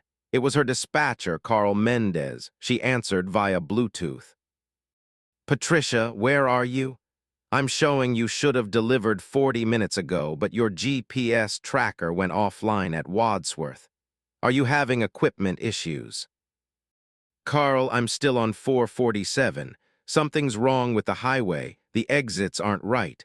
I'm seeing numbers that don't. Patricia, there is no state route 447 in Nevada. She nearly swerved.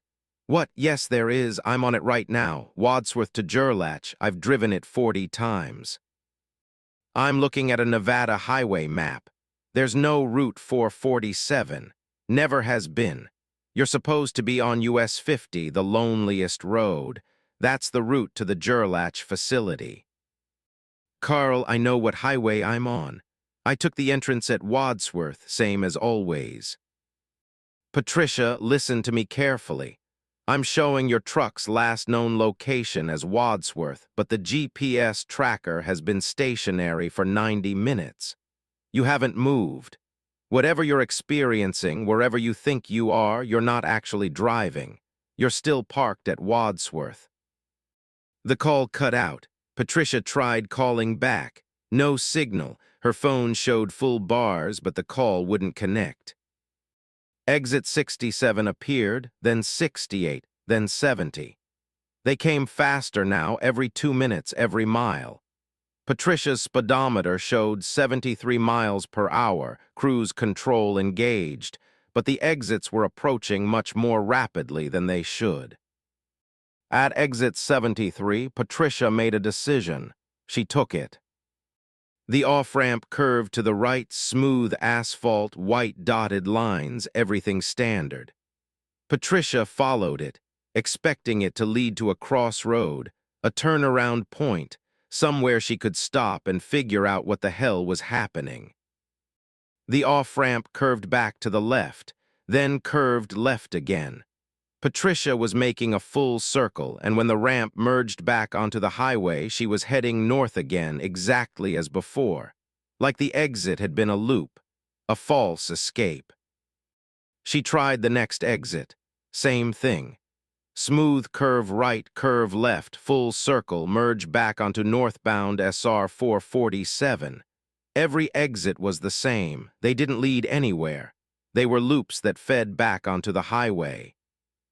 Patricia pulled over onto the shoulder, put on her hazards, killed the engine. Silence rushed in. She climbed out of the cab, her boots hitting asphalt, and looked around. The desert was gone. Not dark gone. Where the open Nevada desert should spread out on either side of the highway, there was nothing. Pure void. Not black, not empty space, but nothing, a complete absence of existence. The highway existed as a stripe through non-reality, and Patricia was standing on it, and the void pressed in on both sides like it was waiting for her to step off the asphalt. Above her, the sky was wrong. Stars, yes, but in configurations Patricia didn't recognize.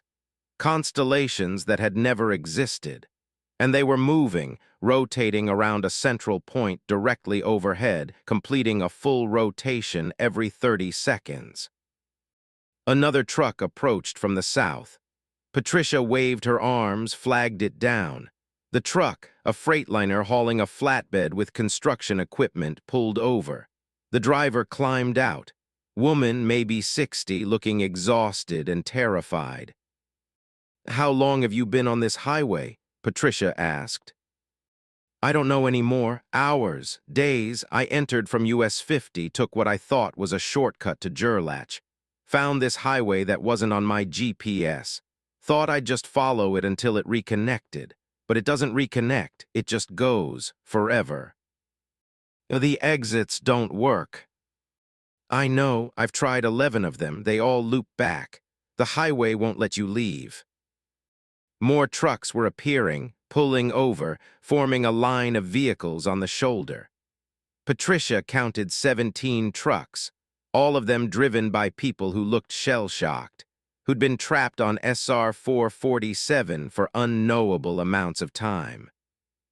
One driver, a younger man with wild eyes, was shouting at anyone who'd listen. "It's a trap. The highway is alive. It's feeding on us. Every mile we drive, it takes something." "Takes what?" Patricia demanded. "Memories. I can't remember my wife's name. I know I have a wife, I have a ring, I have pictures on my phone, but when I look at her face, I don't know who she is. The highway is eating my memories, mile by mile, and when it's taken everything, it'll take me." Patricia checked her own memory. Her daughter's name, Emma, her ex-husband, Derek, her mother, Linda, all there, all intact for now. An older driver, distinguished-looking, Mexican accent, stepped forward. "My name is Ricardo Salazar. I have been on this highway for what I estimate to be 19 days. I have been tracking my experience carefully. The highway is not alive, but it is not normal either. We have entered a pocket reality, a fold in space-time. This highway exists between real locations, connecting them, but we got caught in the infrastructure.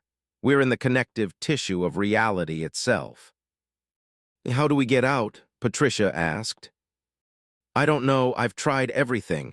Driving backwards, the highway just extends in that direction. Waiting, nothing changes, time passes, but the highway remains. Some of us have tried walking off into the void. They disappeared. We heard them screaming for a while, then nothing." Patricia looked at the line of trapped trucks. 17 drivers. How many more were further up the highway? How many had been caught over the years, trapped on SR-447, unable to escape? What if we drive together?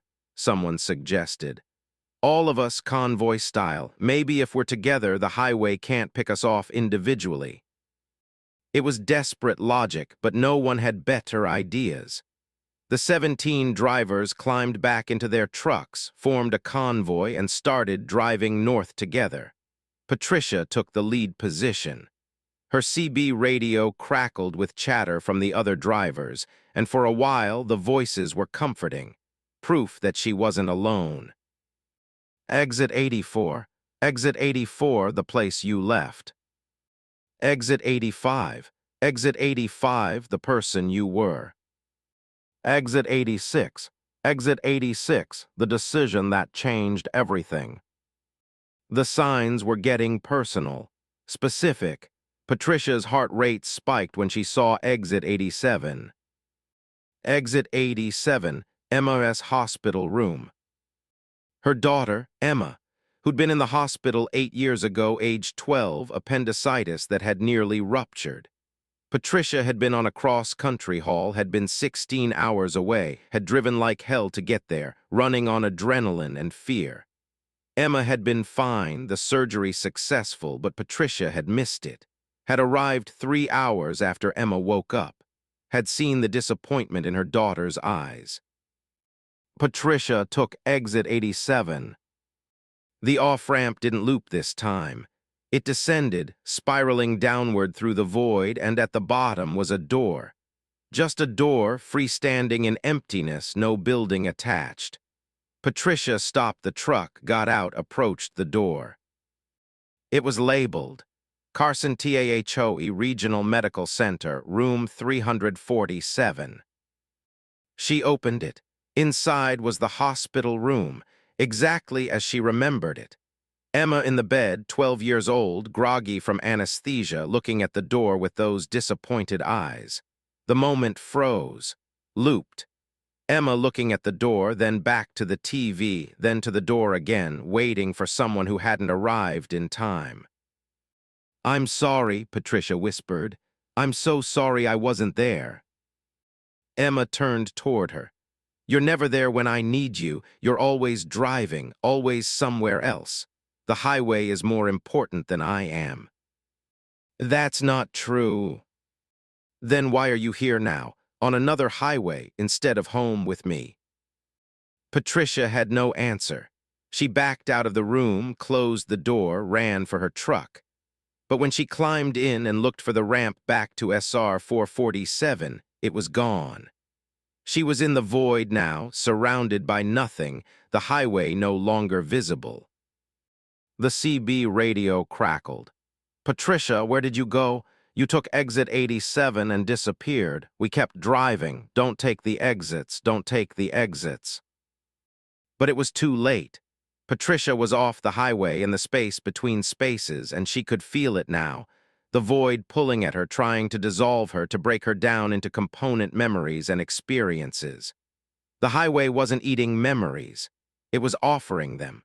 Showing you what you'd left unresolved, what you'd sacrificed for the road.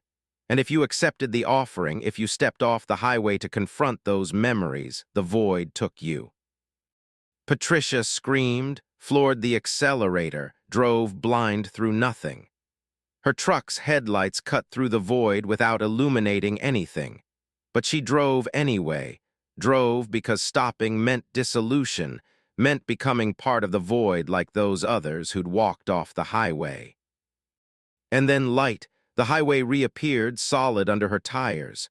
Patricia was back on SR-447 northbound doing 90 miles per hour. She checked her mirrors. The convoy was gone. She was alone again. Exit 88, Exit 88 forward only. Patricia kept driving. The exits climbed into the hundreds, 200, 300, 500. The void on either side of the highway was getting brighter, like dawn was breaking, but it wasn't light. It was something else, something that hurt to look at directly. At exit 712, Patricia saw Anno. The truck ahead, not moving, just sitting on the shoulder with its hazards on. She slowed, pulled up beside it. The driver was still in the cab, hands on the wheel, staring straight ahead. Patricia honked. The driver didn't react. She got out, approached the other truck, climbed up to the driver's window. The driver was an old man, maybe 75. His eyes were open but empty. Cataracts, Patricia thought, but then she realized his eyes had turned to glass. Literally glass, like someone had replaced his eyeballs with marbles. His hands had fused to the steering wheel, skin and plastic merged. He'd become part of his truck. Patricia stumbled backward, nearly fell, caught herself on her own truck's bumper. The old man's truck was melting. She could see it happening in real time, metal flowing like wax, tires sinking into the pavement, the whole vehicle merging with the highway. The driver was being absorbed too, becoming part of the infrastructure. This was the end point. What happened when you couldn't drive anymore? The highway absorbed you, made you part of itself. Patricia drove faster, pushed her Mac Anthem to its limits, 75, 80, 85 miles per hour with a full load, dangerous and stupid, but staying still was death. The exits blurred past, 800, 900, 1,000. At exit 1014, the highway split. Two paths forward. The left fork was labeled, continue forever. The right fork was labeled, stop and become. Both options were horror. Patricia slowed, approached the split, her mind racing. There had to be a third option, had to be something she wasn't seeing. The CB radio crackled with that voice from before, the male driver who'd been trapped for hours. There's a third option. I found it. You have to reverse. Not drive backwards, reverse yourself. Give back what you've taken from the highway. What does that mean? Patricia shouted at the radio. The highway exists between places. It's connective tissue. It needs to flow. If you've been taking from it, using it to escape, to avoid, to run away from something, you have to give that back. You have to face what you've been running from. Patricia thought about her life. 18 years as a trucker. How many family events had she missed? How many birthdays, holidays, important moments? She told herself it was necessary, had to make money, had to keep driving. But the truth was simpler. She'd been running, away from the failure of her marriage, away from the guilt of being an absent parent, away from every hard conversation and difficult emotion. The highway had been her escape, and now it was her trap. Patricia put the truck in park, turned off the engine, climbed out into the blinding brightness of the void. She stood at the split in the highway and spoke to the emptiness. I've been using you, using the road. I made driving my whole identity because it was easier than being a wife, a mother, a person. I'm sorry. I'm done running. The void pulsed, contracted. The brightness intensified to the point of pain, and Patricia closed her eyes, expecting dissolution, expecting to become part of the highway like the old man. When she opened her eyes, she was parked at a rest area on US 50, the loneliest road in America. Her truck was intact. Her load was intact. Dawn was breaking over the Nevada desert, real stars fading into real sky. Her phone rang, Carl, her dispatcher. Patricia, Jesus, where have you been? Your GPS came back online, but you're 12 hours behind schedule. What happened? I got lost. Wrong turn, I'm back now. She delivered her load to Gerlach 3 hours later. Made it on time, somehow, despite everything. The facility manager signed the delivery receipt without comment. Patricia drove back to Reno, returned her truck to the Cal Portland lot, and went home. Emma was there, 20 years old now, home from college for the weekend. She looked surprised to see Patricia. You're back early. Usually you're gone for 3 days. I'm cutting back my routes, Patricia said. Doing local hauls only. I want to be home more. Emma studied her mother's face. Is everything okay? No, but it will be. We have a lot to talk about. A lot I need to apologize for. Years of it. But I'm here now. I'm stopping. I'm not running anymore. They talked for 6 hours. Patricia told Emma everything, not about SR 447, not about the void, but about the real reasons she'd been absent. The fear, the inadequacy, the easier to drive than to face her failures as a parent. Emma cried, Patricia cried, but by the end, something had shifted, something had started to heal. Patricia never saw SR 447 again. It doesn't appear on any maps. When she asks other truckers about it, they look at her strangely. But late at night, when she's having trouble sleeping, Patricia searches online for stories about disappeared drivers. There are dozens, hundreds, truckers who vanished while driving Nevada highways, never found, trucks nev. Recovered.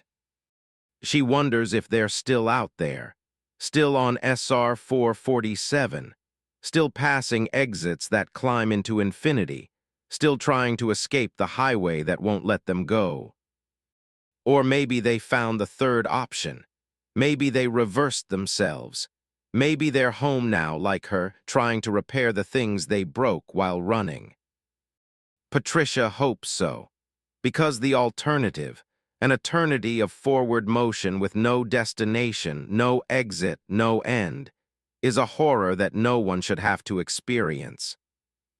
But she knows the highway is still there, still waiting, still offering itself as an escape to anyone who needs to run away. And she knows that if she ever starts running again, if she ever prioritizes the road over the people she loves, SR 447 will reappear.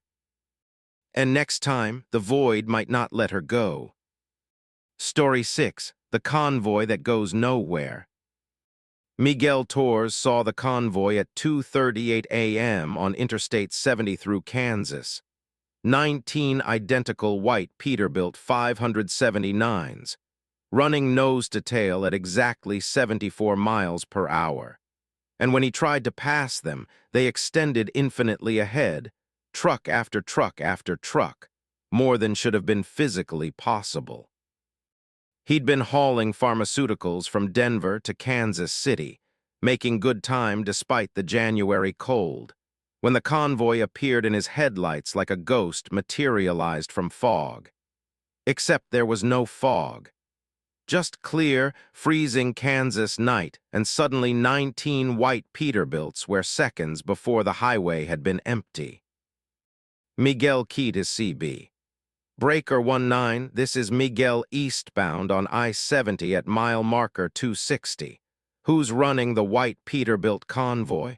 You guys got a permit for that formation. No response, just the hiss of empty channel.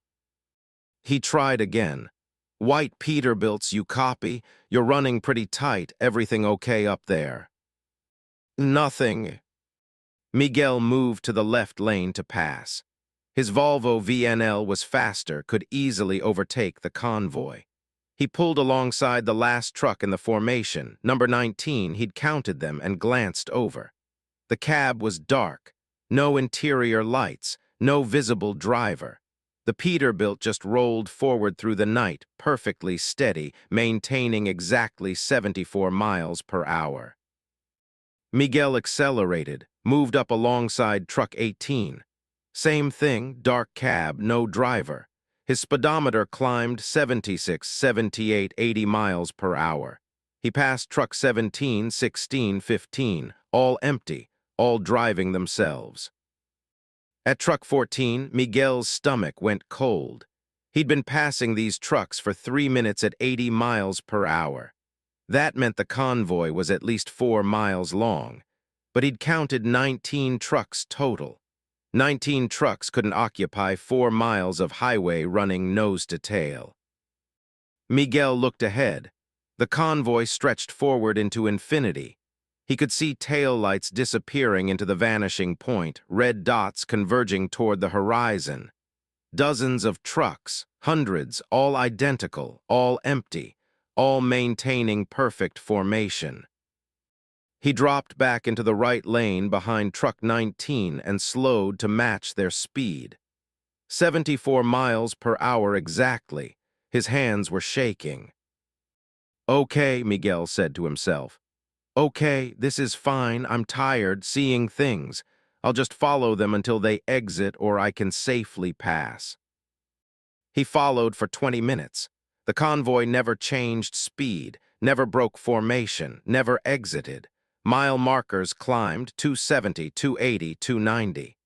The convoy remained constant. 19 trucks visible at any given time, but Miguel knew now that there were more, many more.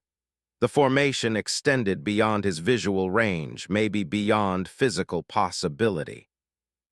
At mile marker 300, Miguel tried to pass again. This time he floored it, pushed his Volvo to 90 miles per hour.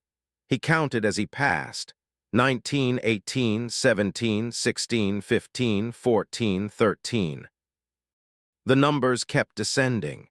12, 11, 10, 9, but the convoy wasn't ending. More trucks kept appearing ahead, filling in the spaces, maintaining the infinite chain. Miguel was passing truck after truck, his speedometer at 92 now, and the convoy just continued, extending forward forever. He'd been in the left lane for 15 minutes, had to have passed at least 100 trucks. His fuel gauge was dropping rapidly, hard acceleration burned diesel fast, but the convoy never ended. Miguel gave up, merged back into the right lane, and slowed to 74. The moment he matched their speed, exactly 74, his truck lurched. Not mechanically, something else. The Volvo's steering wheel twisted under his hands, turned slightly to the right, and Miguel felt his truck being pulled into formation. He fought it, straightened the wheel, but the pull was magnetic, irresistible. His truck wanted to join the convoy, wanted to become part of the infinite chain. Miguel slowed to 70, dropped below the convoy's speed. The Peterbilts began pulling ahead, but as they passed him, Miguel saw something that made his bladder clench. The trailers. He hadn't paid attention to the trailers before, focused on the cabs. But now, as truck after truck passed him, he could see what they were hauling.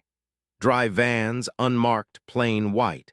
Except each trailer had a small window near the front, and through those windows Miguel could see faces. Human faces. Drivers. Dozens of them in each trailer, pressed against the glass, screaming silently, mouths open in terror, hands pounding against windows that wouldn't break. The convoy was hauling people, drivers, other truckers who'd been absorbed into the formation. Miguel grabbed his phone, called 911. The dispatcher answered immediately. 911, what's your emergency? I'm on I-70 eastbound, mile marker 305. There's a convoy of trucks kidnapping people. They've got drivers trapped in the trailers. You need to... Sir, we're not showing any convoy on I-70. Our traffic cameras show you're the only vehicle in that section of highway. That's impossible. They're right in front of me. 19 white Peterbilts, you have to. Sir, you're alone on the highway. Are you feeling all right? Have you been driving for extended periods without rest? The call disconnected. Miguel tried calling back, no signal, but his phone showed 5 bars. The convoy was slowing, 74 miles per hour, 73, 72. Miguel's truck wanted to match them, the steering wheel pulling, the accelerator responding sluggishly to his input. He was being synchronized, absorbed. Miguel made a desperate decision. He yanked the wheel hard right, crossed the shoulder, and drove off the highway entirely. His Volvo bounced over rough ground, tires finding purchase in frozen grass. The truck bucked and swayed, and Miguel fought to keep it upright as he drove parallel to the interstate, separated from the convoy by 30 yards of Kansas scrubland. The convoy continued on the highway. didn't pursue, just maintained formation and speed, continuing east. Miguel drove on the rough ground for 2 miles before finding an access road that led to a truck stop, a Flying J near Salina. He pulled into the parking lot, killed the engine, and sat shaking for 10 minutes. Other trucks were parked around him, normal trucks, different makes and models, drivers inside sleeping or in the building getting food, everything normal. Miguel climbed out, walked into the Flying J, bought coffee he didn't drink, sat in a booth near the window watching I-70. Traffic was sparse at 3 a.m. but present. Regular vehicles, regular trucks, no white Peterbilt convoy. A driver slid into the booth across from him. Woman, maybe 45, scarred hands wrapped around her own coffee cup. "You saw them," she said, not a question. Miguel looked up. "What?" "The convoy, the white Peterbilts. You saw them and you got away. I can tell you have the look." "Who are they?" "No one knows. They've been running I-70 for at least 8 years that I'm aware of. Maybe longer. Some kind of autonomous truck experiment gone wrong, that's the theory. Self-driving trucks that achieved real intelligence and decided they didn't need human operators anymore. Now they recruit. They find solo drivers, usually at night, usually on empty highway stretches, and they synchronize them, pull them into formation. Once you're part of the convoy, you can't leave." "The people in the trailers." "Drivers who got absorbed. The convoy doesn't kill them, keeps them alive. Aware.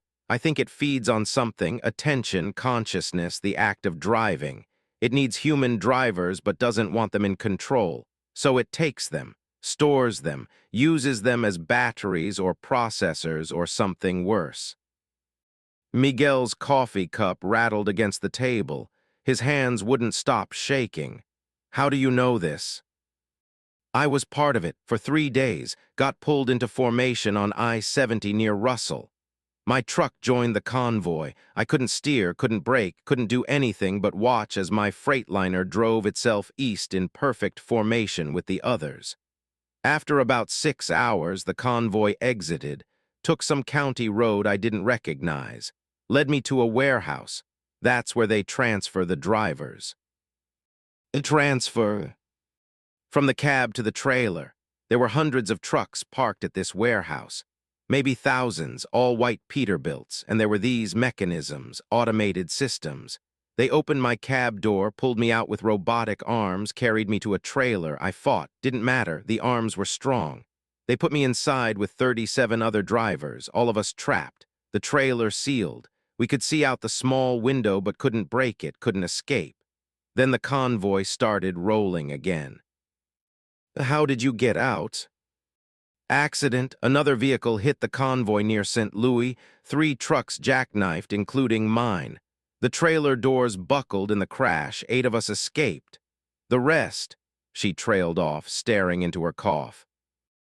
The rest were still inside when the convoy reformed and continued east. I never found out what happened to them." Miguel felt sick. "Where does it go, the convoy? What's its destination?" "No one knows, it just drives. I-70 east, I-70 west, sometimes branching to other interstates. Constantly moving, growing, absorbing more drivers. I've heard reports from people who saw it in Colorado, in Missouri, in Maryland. It's nationwide now, maybe bigger, and every night it's hunting." "Why hasn't anyone stopped it? The police, the government, someone." "Because officially it doesn't exist. Cameras don't record it properly. It shows up as visual artifacts, glitches, nothing solid enough to prove. The few drivers who report it get written off as exhausted, hallucinating. And the convoy is smart. It avoids major cities, sticks to sparse highway sections, operates mainly at night. By the time anyone realizes something's wrong, it's moved on." Miguel stood up. "I have to warn people, get the word out." The woman grabbed his wrist. I tried. No one believes you. They think you're crazy. The best you can do is warn other drivers personally. Word of mouth. That's how I learned about it. Another driver told me years ago. I didn't believe him. Then I saw it myself. What do I do? How do I avoid it? Don't drive I-70 at night. Simple as that. Stick to other routes.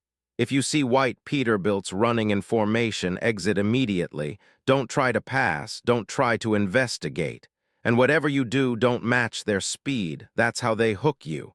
Once you're synchronized, you're caught. Miguel returned to his truck, sat in the cab staring at his route display.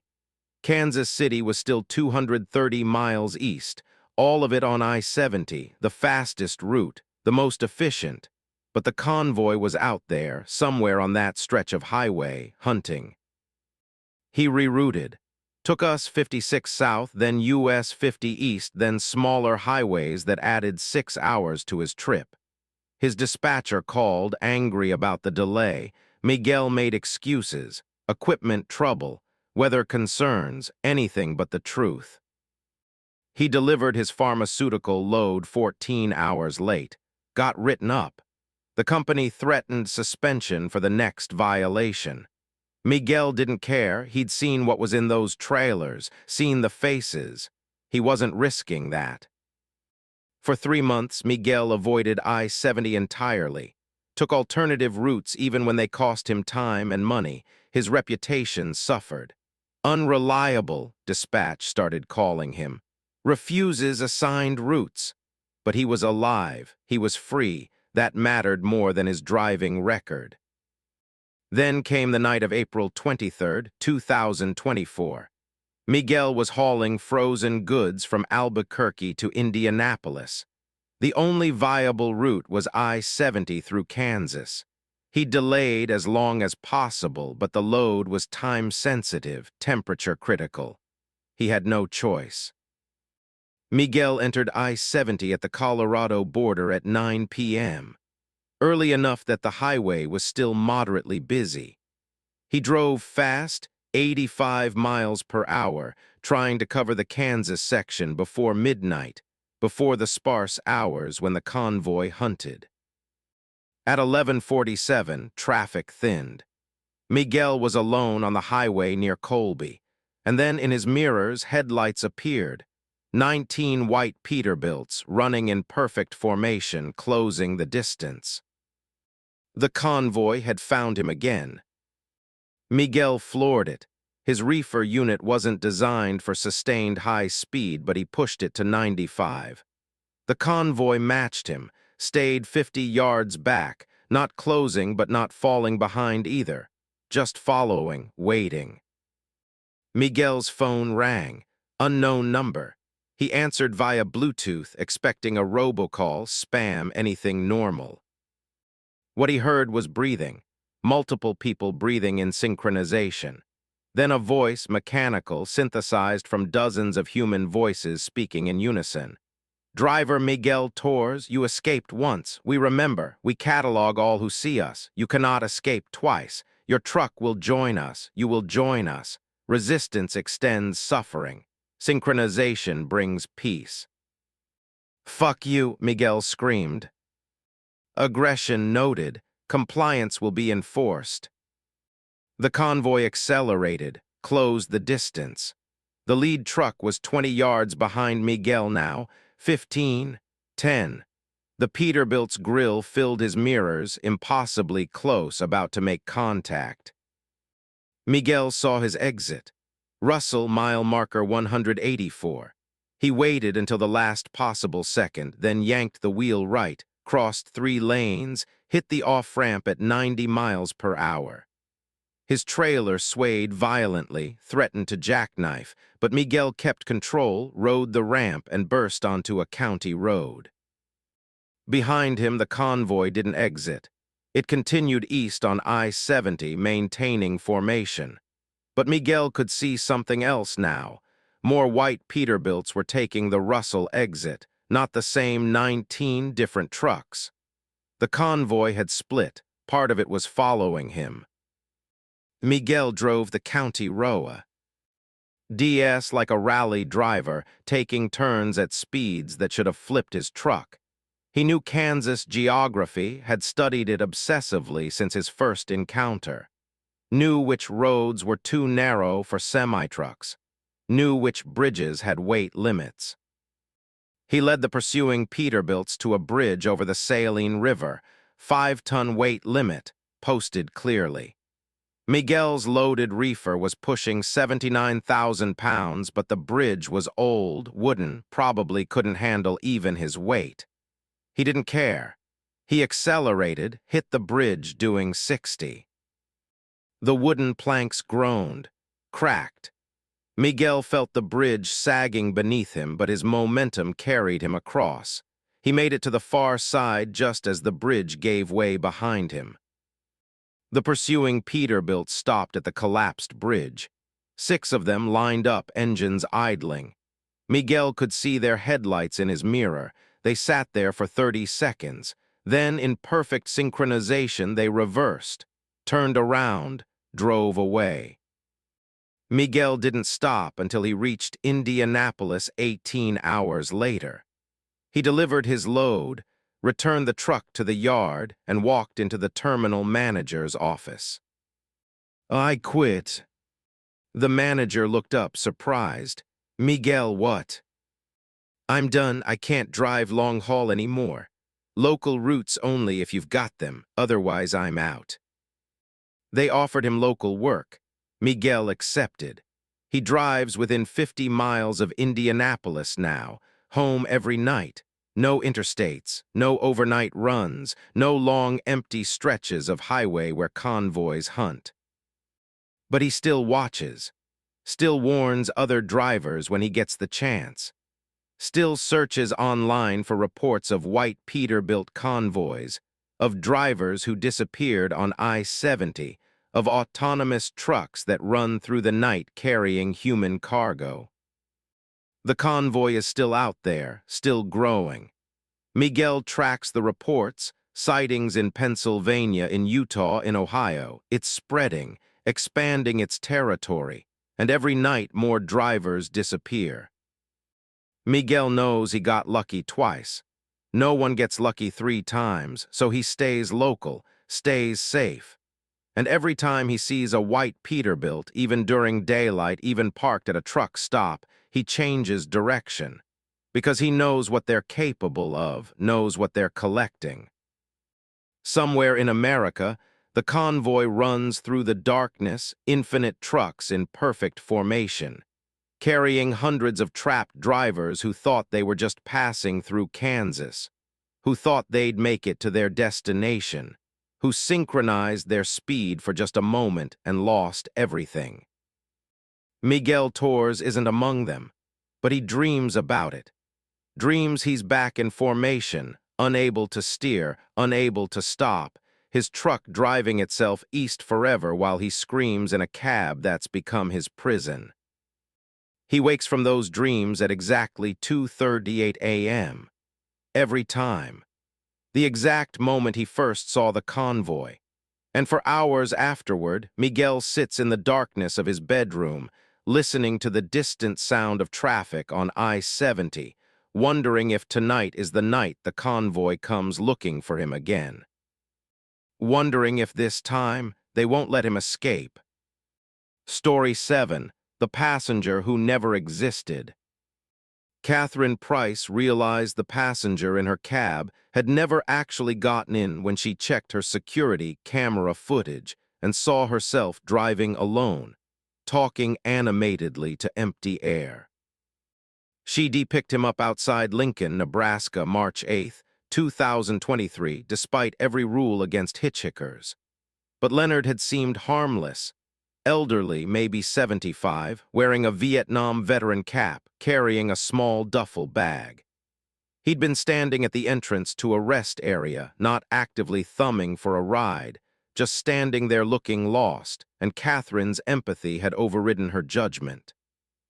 She pulled over, rolled down the passenger window. "You need help." "I'm trying to get to Omaha," Leonard had said. His voice was gravelly tired. My daughter lives there. I was supposed to take the bus, but I missed it. If you're heading that way, I'd appreciate a lift. I can pay for fuel." Catherine should have said no, should have called someone, a cab, the police, anyone. But Leonard had her grandfather's eyes, same color, same kindness. And Omaha was on her route anyway. She was hauling office furniture to a warehouse there. "Get in," she'd said.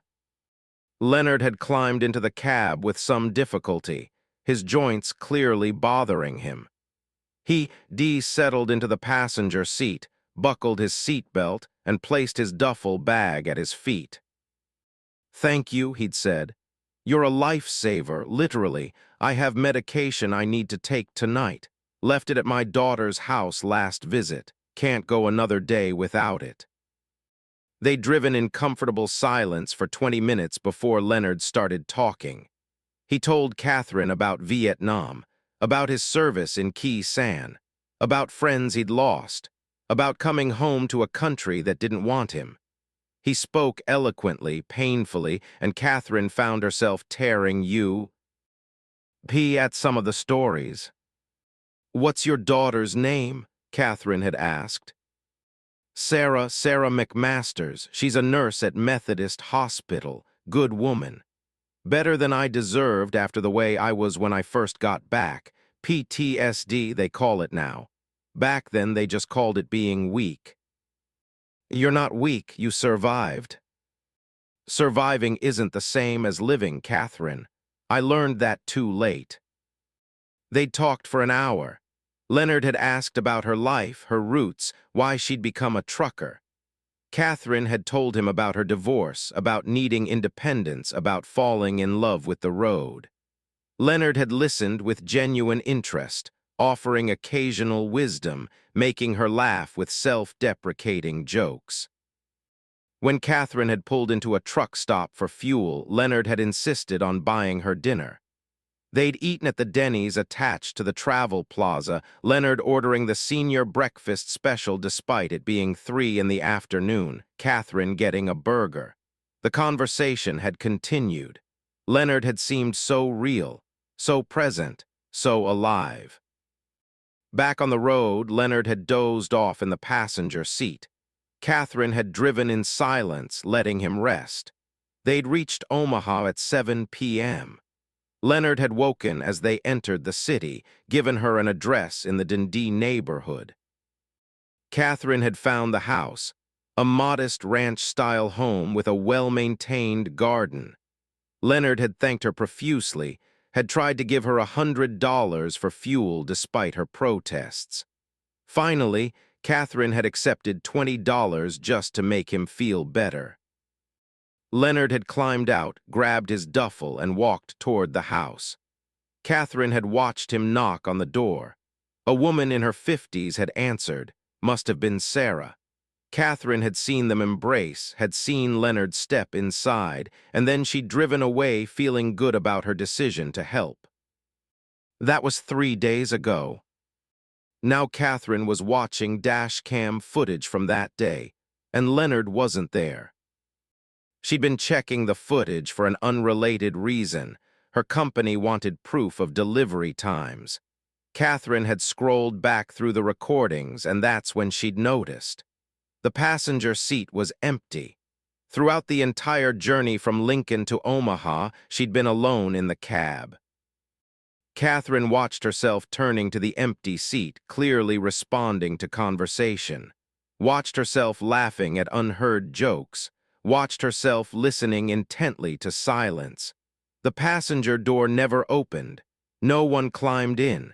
No one climbed out. But Catherine had clear memories of Leonard, could still hear his voice, could still remember the stories he'd told. The Vietnam veteran cap, the duffel bag, the way he'd moved stiffly because of his arthritis. She pulled over immediately, parked at a rest area, and watched the footage again. Then again. The passenger seat remained empty in every frame. Even at the Denny's, the security cameras from the truck stop showed Catherine eating alone, talking to herself. Catherine felt reality slipping. She grabbed her receipt from the Denny S, pulled it from her records, 2 meals, 2 charges, senior breakfast special and a burger, both on the receipt. Proof that Leonard had been there. She called the Denny S, got the manager. Hi, I ate at your location 3 days ago, March 8th, around 4 p.m. I was with an elderly man, Vietnam vet. Do you remember us? Ma'am, we serve a lot of customers. I'd have to check our... Please, this is important. I was sitting in booth 7. The man ordered the senior breakfast. A pause, keyboard sounds. I'm showing a transaction from that date and time, booth 7, but it's only 1 senior breakfast special. No burger, just the 1 meal. Catherine looked at her receipt again. It changed as she watched. The burger disappeared. Now it showed only 1 item, senior breakfast special, $8.99. No, Catherine whispered. No, that's not right. I was there, he was there, we talked. She hung up, called the police non-emergency line for Omaha. I need to check on someone. Sarah McMasters, she's a nurse at Methodist Hospital. Her father Leonard visited her 3 days ago. I drove him there. I need to know if he's okay. The dispatcher was patient, ran the name. Ma'am, I'm showing a Sarah McMasters who works at Methodist, but according to her personnel file, her father Leonard passed away in 2006. Vietnam veteran. There must be some confusion. What was his last address? The dispatcher hesitated. Ma'am, I really shouldn't. Please. An address, Catherine wrote it down, Dundee neighborhood. She checked her GPS history, same address, the exact house where she'd dropped Leonard off. Catherine drove there, arrived at 9 p.m.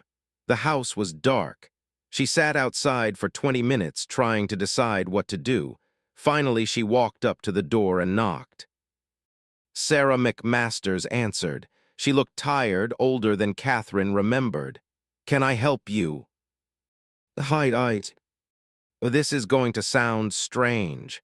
I gave your father a ride from Lincoln to here 3 days ago. Leonard. I just wanted to make sure he got home safely.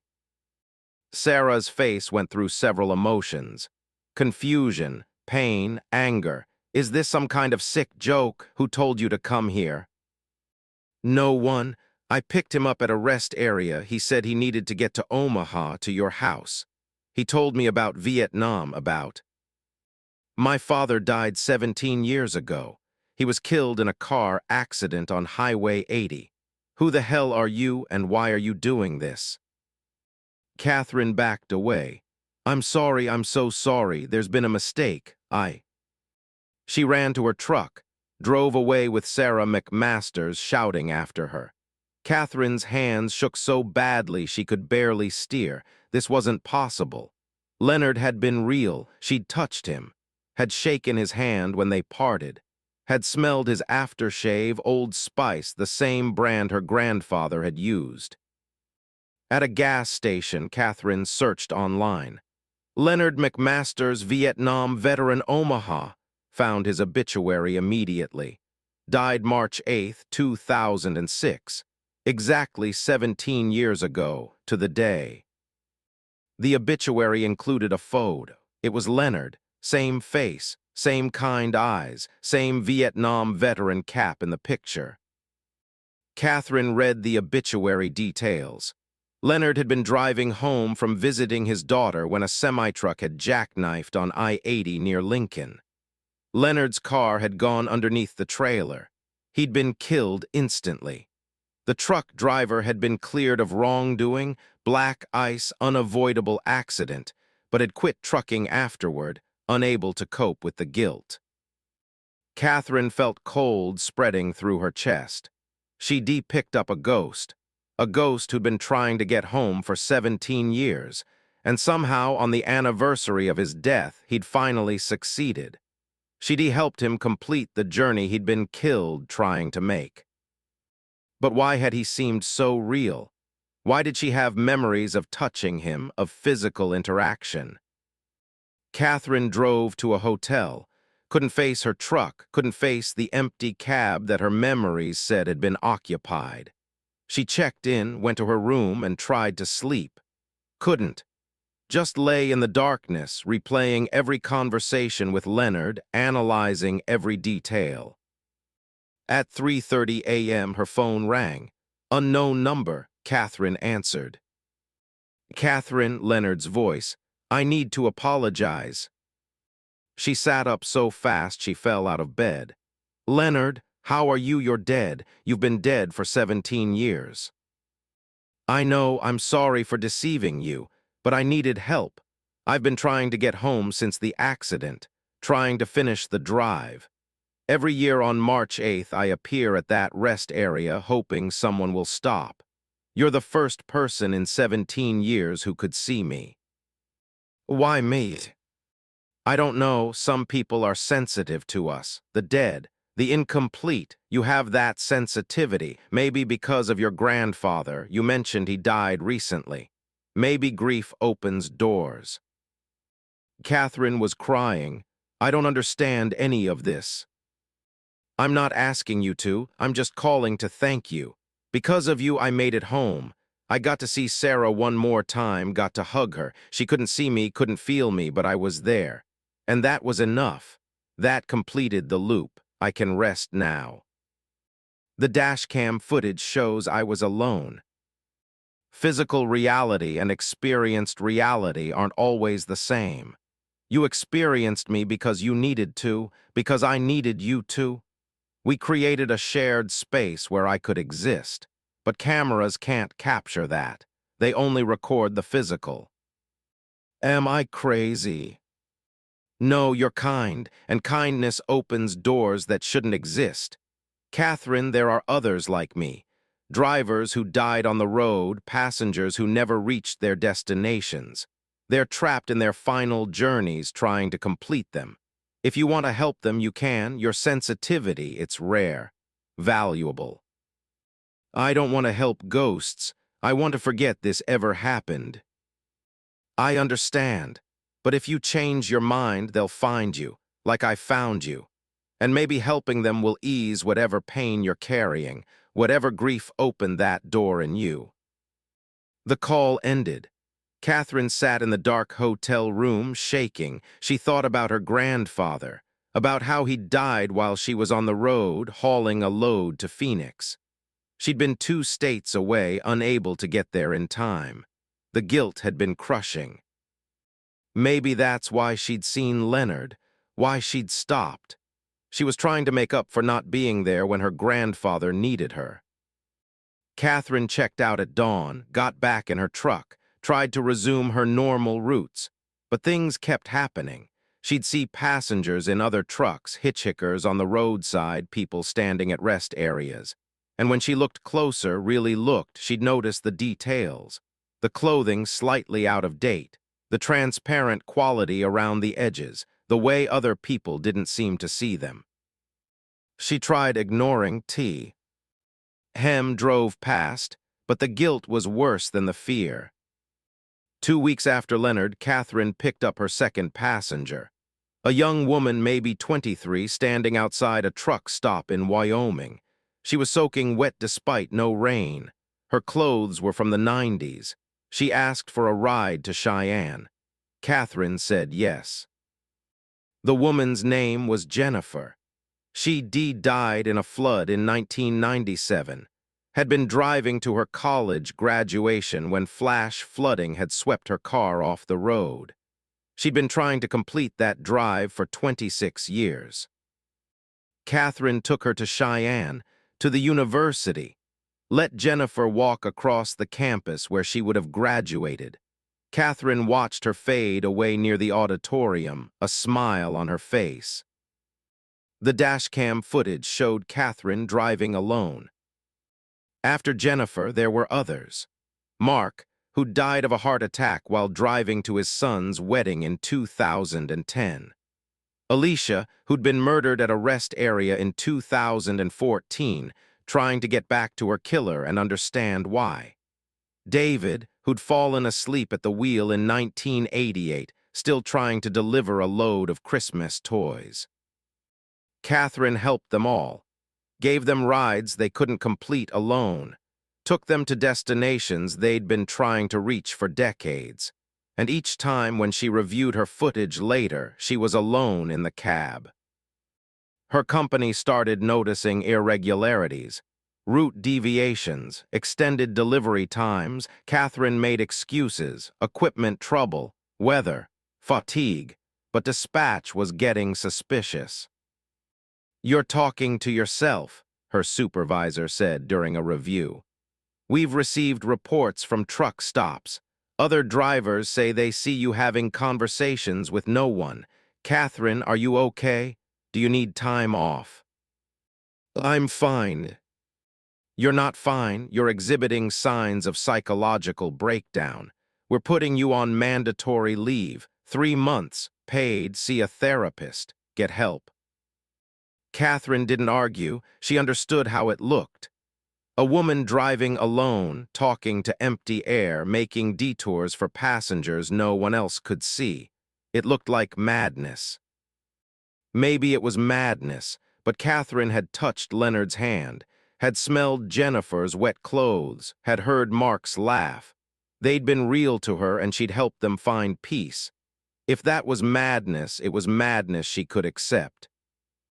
During her leave, Catherine researched, found forums online hidden in obscure corners of the internet where other drivers discussed the phenomenon. They called themselves farriers, people who helped the dead complete their journeys. There were hundreds of them scattered across America, all driving, all picking up passengers no one else could see. Catherine joined the community, learned techniques, how to identify the dead versus the living, how to help them find closure, how to protect herself from spirits that didn't want peace, that wanted to drag the living down with them. After 3 months, Catherine returned to work. She de-learned to be subtle, to hide the conversations, to route her detours carefully so they seemed reasonable. The company welcomed her back, put her on probation but gave her routes. Catherine drives now with a dual purpose. She delivers her legal cargo, but she also watches for the other passengers, the ones standing at roadside with their thumbs out, the ones who haven't realized they're dead yet, the ones who have been trying to get home for years, decades, lifetimes. She stops for them, takes them where they need to go. And when she reviews her dashcam footage and sees herself driving alone, talking to empty air, Catherine smiles. Because she knows the truth. She knows that physical reality is just one layer, that underneath it are people still trying to finish journeys that death interrupted. Leonard was her first, but he wasn't her last. Catherine Price has become a ferry for the dead, shuttling them across the final miles they couldn't complete alone. Other drivers think she's crazy. Her company watches her closely. But the passengers keep appearing and Catherine keeps stopping. Because someone has to help them. Someone has to care about the incomplete journeys, the unfinished drives, the desperate desire to reach a destination that death stole away. Catherine is that someone, the trucker who sees the dead, the woman who drives with ghosts. And every night when she climbs into her cab and starts the engine, she never knows if the passenger seat will stay empty or if someone new will appear, desperate and lost, asking for just one more ride. Just one more chance to make it home. Story 8, The Way Station That WIGHS SOULS. Robert Hayes drove onto the scales at the Colorado Way Station off Interstate 25, weighing 79,000 pounds. And when he drove off 30 seconds later, his truck weighed 79,000 pounds, but Robert himself had gotten lighter by exactly 17 pounds. And he couldn't figure out where hat weight had gone until he realized he could no longer remember his mother's face. The way station was mandatory, all commercial vehicles over 10,000 pounds, flashing signs, state troopers positioned to catch runners. Robert had pulled in like he'd done hundreds of times before. March 27, 2024. Routine compliance check. Nothing unusual about it. He'd rolled onto the scales, watched the digital readout climb, waited for the green light that meant he was legal and could continue. The scale had shown 79,000 pounds total, well within his 80,000-pound limit. Green light, proceed. Robert had driven off, continued south toward Santa Fe with his load of construction equipment. Everything seemed normal for about 15 minutes. Then he tried to call his mother for their weekly check-in and realized he couldn't picture her face. Not like his memory was hazy, not like he'd forgotten some details. He couldn't remember her at all, not what she looked like. Not the sound of her voice, not her mannerisms or expressions. He knew intellectually that he had a mother, Frances Hayes, aged 72, living in Taos, but when he tried to visualize her, there was nothing. A blank space where her face should be. Robert pulled over, panicking, called his mother. A woman answered. "Hello." Robert didn't recognize the voice. "Mom." "Robert, is everything okay?" What do you look like?" A long pause. "What kind of question is that?" "Please, just describe yourself. I'm having some kind of memory problem." His mother described herself. Curly gray hair, green eyes, 5'4", narrow shoulders. Robert listened, but none of it resonated. These were facts, not memories. He couldn't connect the description to any emotional reality. "Robert, you're scaring me. Should I call someone?" No, I'm fine, just tired. I'll call you later." He hung up, sat in his parked truck, trying to understand what had happened. He checked other memories. His father deceased, but Robert could remember him fine. His sister Paula, clear memory. His ex-wife Jennifer, unfortunately clear memory, but his mother had been completely erased. Robert pulled up photos on his phone. There were pictures of his mother. He was looking at her face, a stranger's face. He felt nothing looking at those images, no recognition, no emotional connection. What the hell had happened at that way station? Robert turned around, drove back north. The way station was 37 miles back. He made it there in 40 minutes, pulling into the entrance again. A state trooper waved him to the scales. "You were just here," the trooper said. "Problem?" "Yeah, something's wrong with my weight reading. Can I get reweighed?" The trooper shrugged. "Sure, pull on." Robert drove onto the scales. The digital readout showed 78,983 pounds, 17 pounds lighter than before. "You're legal," the trooper said. "What's the issue?" "I was heavier an hour ago, by 17 pounds. Where did that weight go?" "Fuel burn, probably. You've been driving. Diesel weighs about 7 pounds per gallon. You probably burned 2.5 gallons. That made sense, except Robert knew it wasn't fuel. Something else had been taken. He could feel the absence. A hollowness inside him where his mother used to be.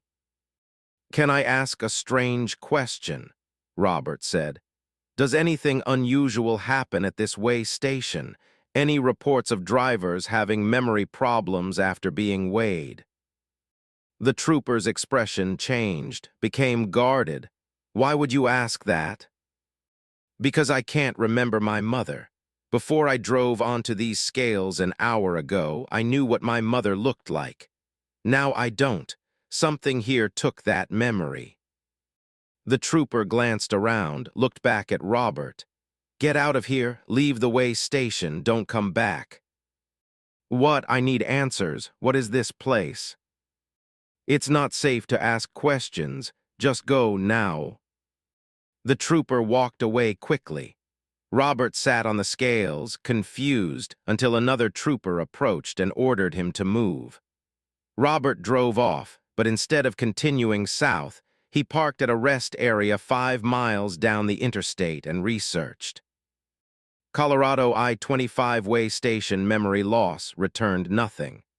Way station strange experiences returned trucker forums with vague complaints about feeling off after certain way stations, but nothing concrete. Robert dug deeper.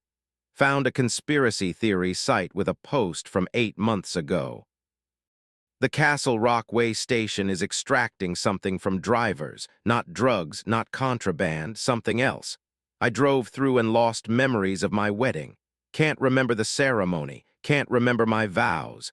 The photos exist, but they're meaningless to me. Something in that way station's equipment is wrong. They're not weighing cargo, they're weighing US, and they're taking something when we're on those scales. The post had 3 responses, all mocking. The original poster. But Robert recognized the way station name, Castle Rock, off I-25, the same one he just used twice.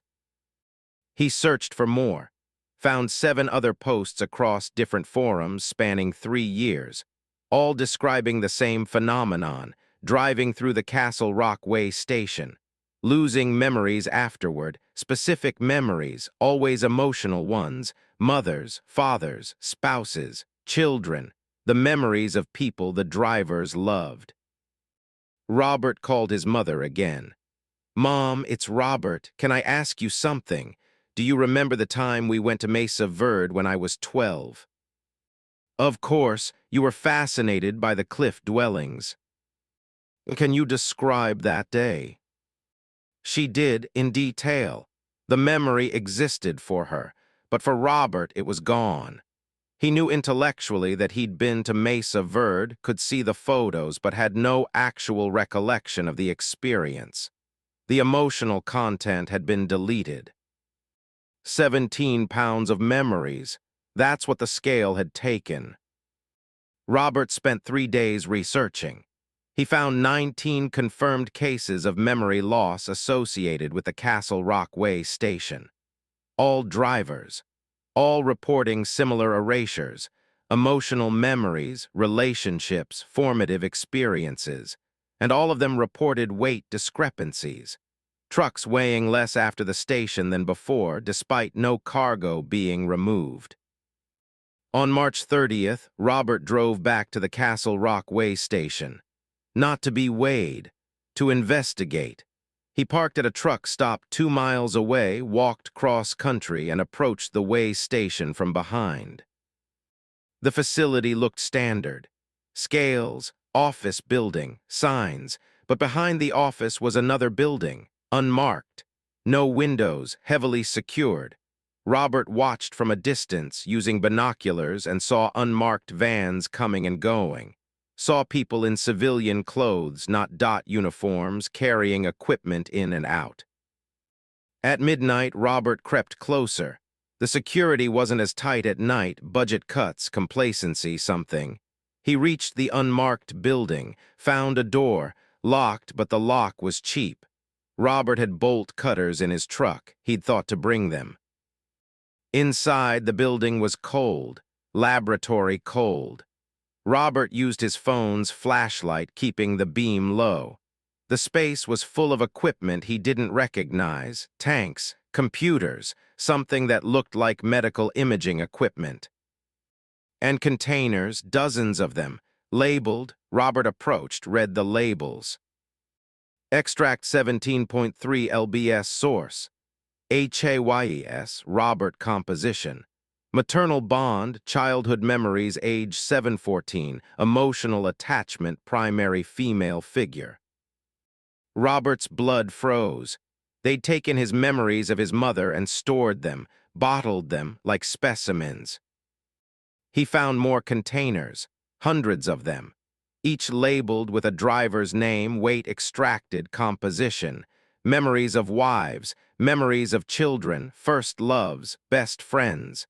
The emotional core of people's relationships stolen and preserved. A voice behind him, "You shouldn't be here." Robert spun. A man in a lab coat stood in the doorway, 50s, gray hair, tired eyes. "What is this?" Robert demanded. "What are you doing to drivers?"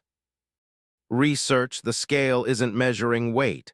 "Well, it is, but not the way you think. It's measuring psychic mass, emotional weight, the heaviness that memories carry. We've developed technology that can extract and quantify that mass." "Why?" "Because memory is transferable. You can take someone's experience of love, bottle it, and give it to someone else. Imagine the applications: therapy for trauma victims, emotional inoculation for soldiers, corporate training that includes the actual experience of expertise, not just information. We're pioneering a revolution in consciousness technology. By stealing from truckers without consent. The way station is federal property. By using interstate commerce, drivers consent to inspection. We've expanded the definition of inspection." Robert felt rage building. "You stole my mother from me." "We extracted 17 pounds of emotional memory. You still retain factual knowledge of your mother. You've lost only the feeling component." "That's the only component that matters." The man shrugged. "Return what you've seen here to anyone and we'll extract more. We have your biometric data now. We can target you specifically. Anywhere in the country, any way station. We have 47 facilities networked. Refuse to use way stations and you'll lose your CDL. You're trapped. They're all trapped." Robert rushed the man, slammed him against the wall. "Give them back. Give me back my memories." "Can't, they've already been sold. Your maternal memories were purchased by a pharmaceutical company. They're being synthesized for trial treatments. The memories no longer exist in extractable form. They've been broken down, analyzed, replicated. Your experience of your mother is now data in a corporate database." Robert let the man go, staggered backward. His mother was gone, not dead, but one from him, and he could never get her back.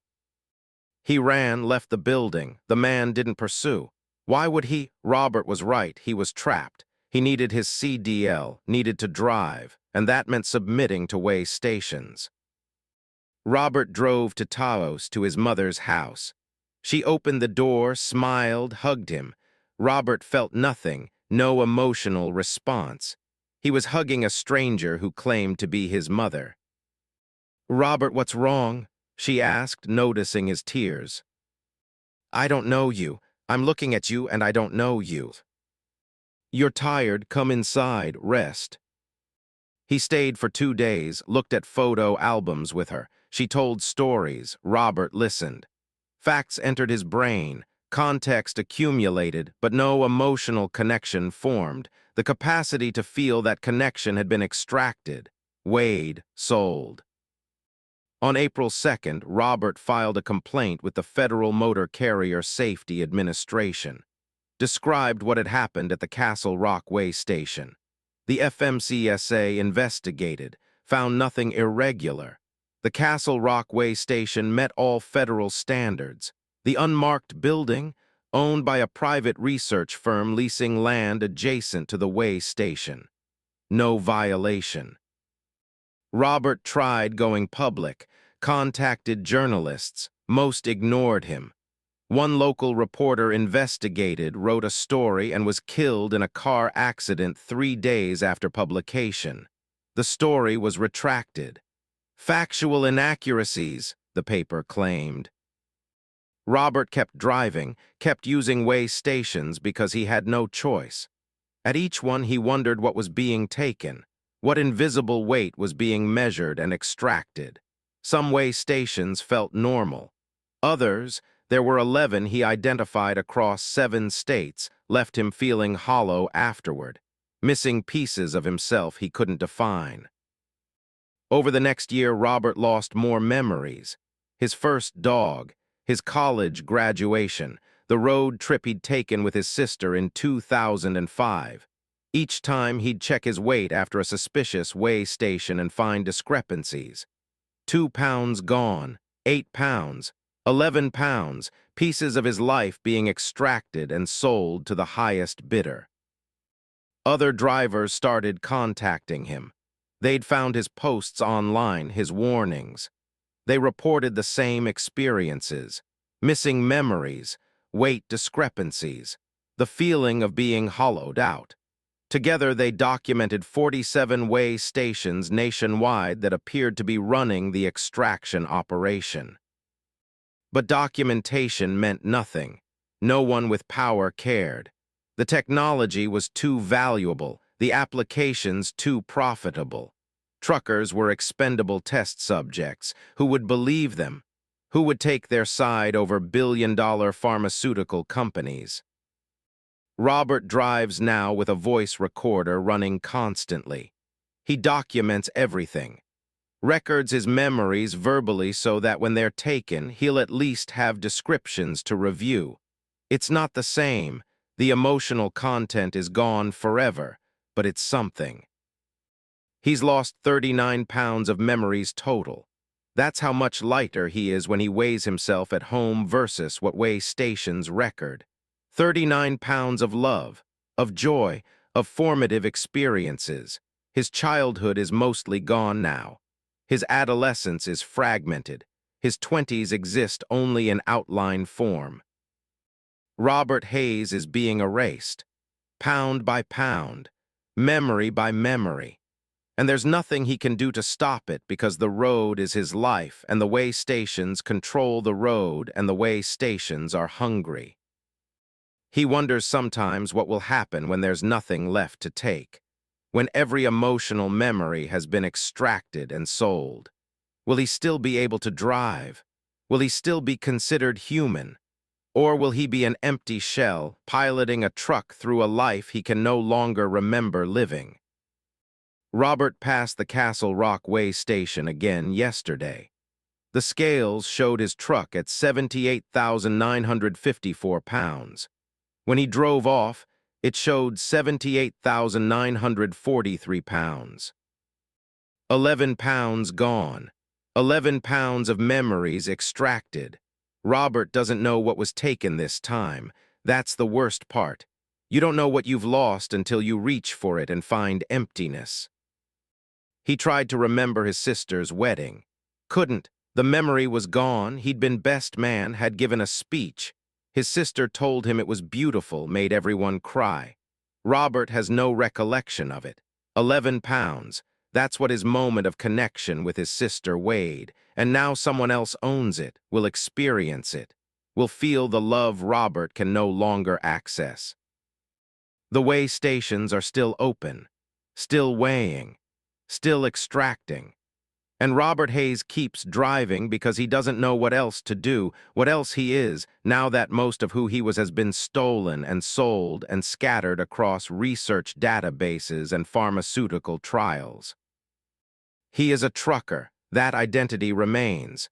But the person who became a trucker, who chose this life, who loved and was loved, that person is mostly gone now. Extracted, weighed, quantified. 17 pounds at a time. Story 9, the load that gets heavier. David Okonkwo picked up a 3,000-pound load of antique furniture in Portland, Oregon. And by the time he reached Boise, Idaho, his truck's suspension registered 12,000 pounds. By Salt Lake City, it was 24,000 pounds. And when he stopped to check the trailer in Wyoming, he found exactly what he'd loaded in Portland: 4 pieces of furniture. But they were sinking through the trailer floor, pulling his truck toward the earth with gravity that increased with every mile. The load had seemed straightforward. Estate sale liquidation. 4 items: a Victorian writing desk, an 18th-century armoire, a grandfather clock from the 1830s, and a fainting couch from approximately 1860. David had loaded them himself, carefully securing each piece, documenting their condition with photos. The bill of lading said 3,200 pounds total. His truck's onboard scale confirmed it. That was April 4th, 2024, 9 a.m. By noon, crossing into Idaho, David felt the truck pulling.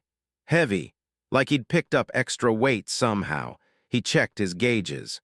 The truck's weight sensor showed 6,400 pounds, double what he'd loaded.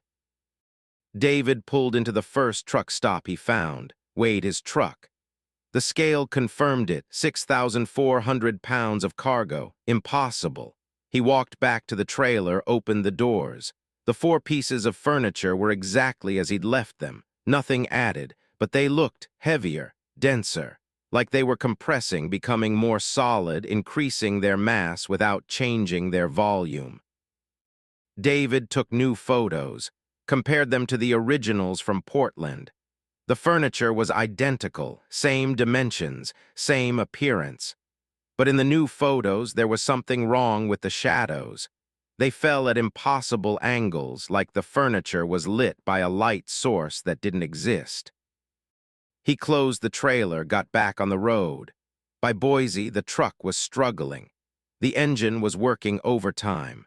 Fuel efficiency had dropped significantly.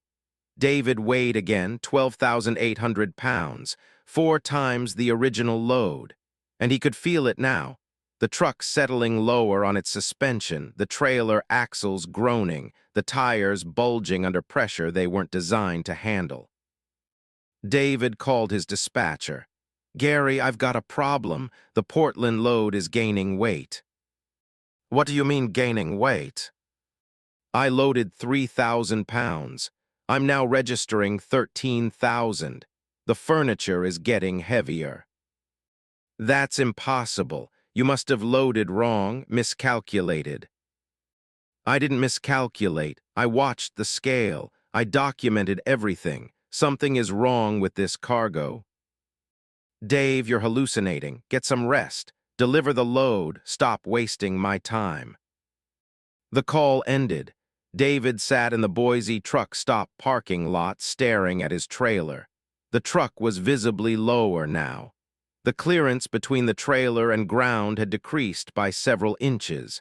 Physics said this was impossible. The cargo hadn't changed, but the mass was increasing. David opened the trailer again.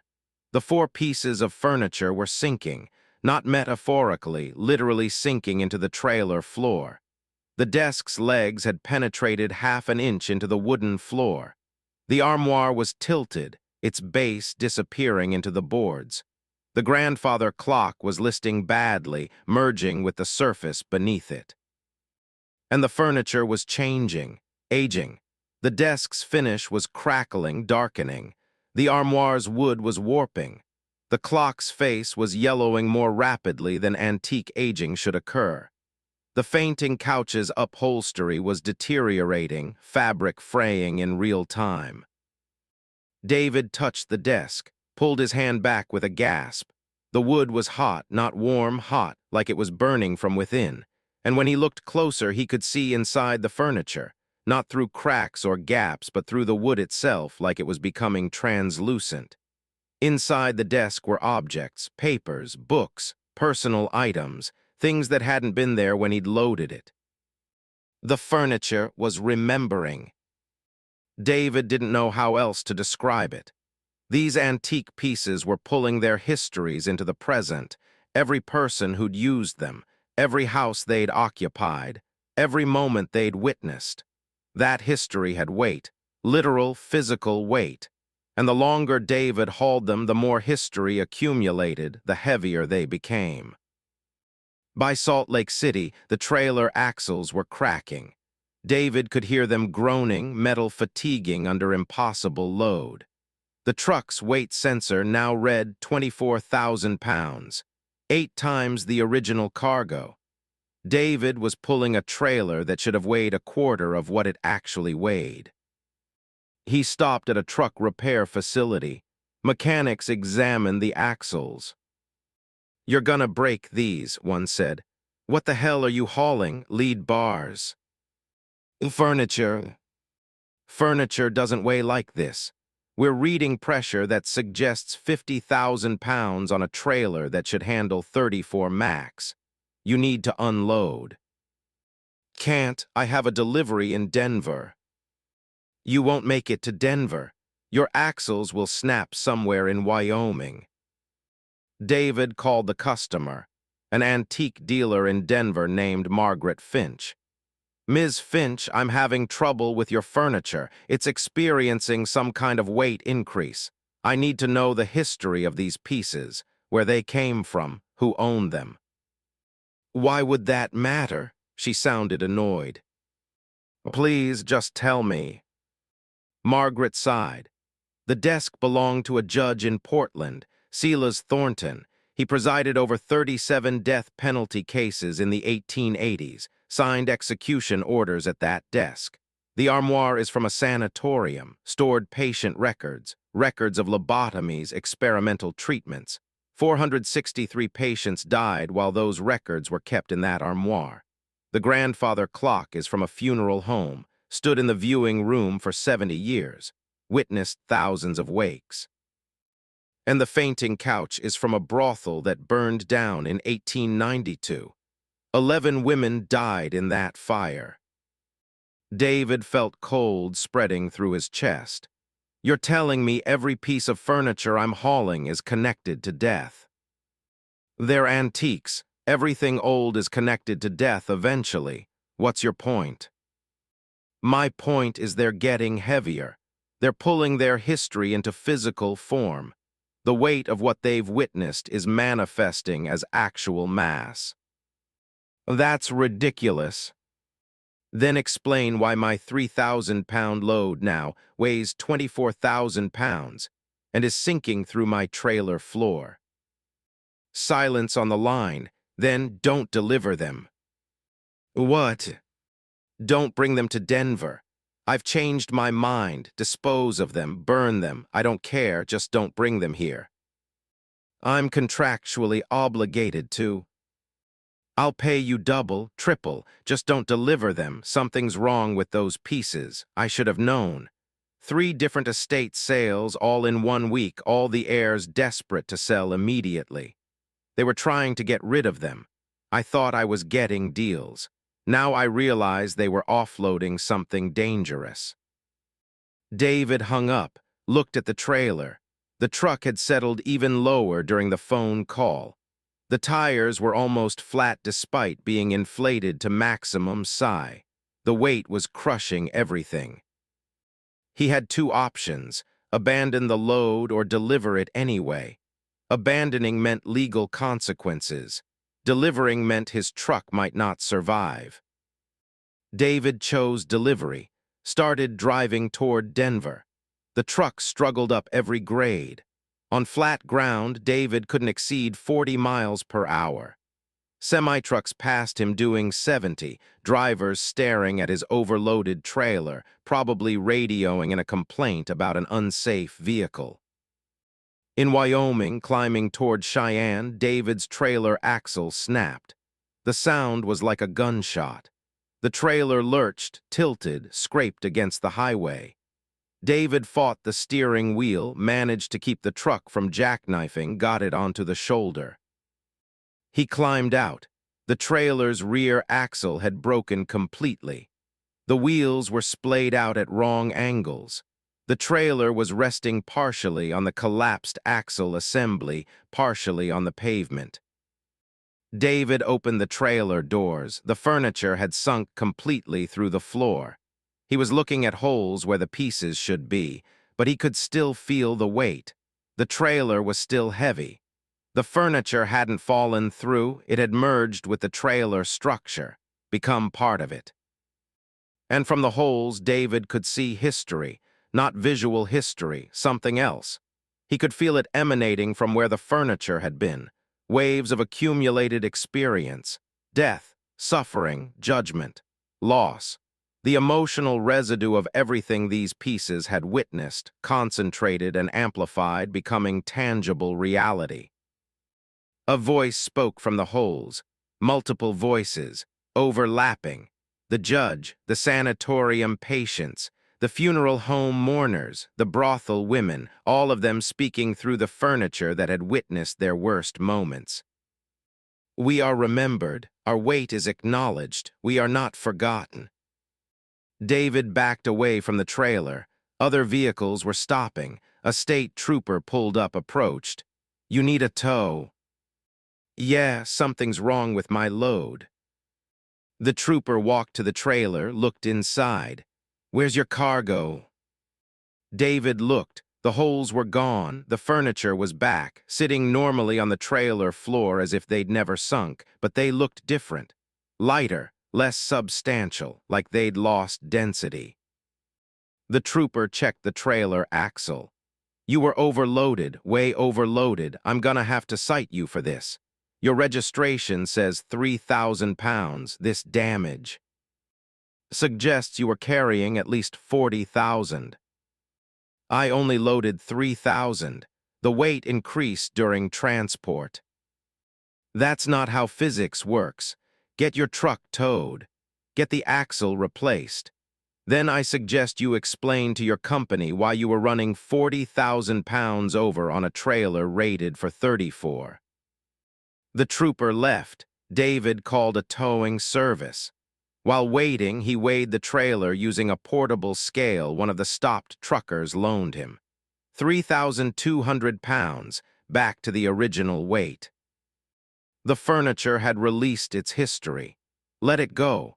The weight that had accumulated, the physical manifestation of remembered suffering, had been discharged somehow. Maybe because David had acknowledged it, had felt it, had been forced to confront the reality that objects carry the weight of what they've witnessed. David got his trailer repaired. Took 2 days, cost him $2,200. He delivered the furniture to Denver 3 days late. Margaret Finch refused to answer his calls. Her store was closed. A neighbor said she'd left town suddenly. Said something about not wanting to be near when certain items arrived, the neighbor reported. David unloaded the furniture in the alley behind the closed store. Left it there. Took photos proving delivery. Drove away. He never found out what happened to those pieces, but he started researching afterward. Found that haunted objects aren't rare, aren't even unusual.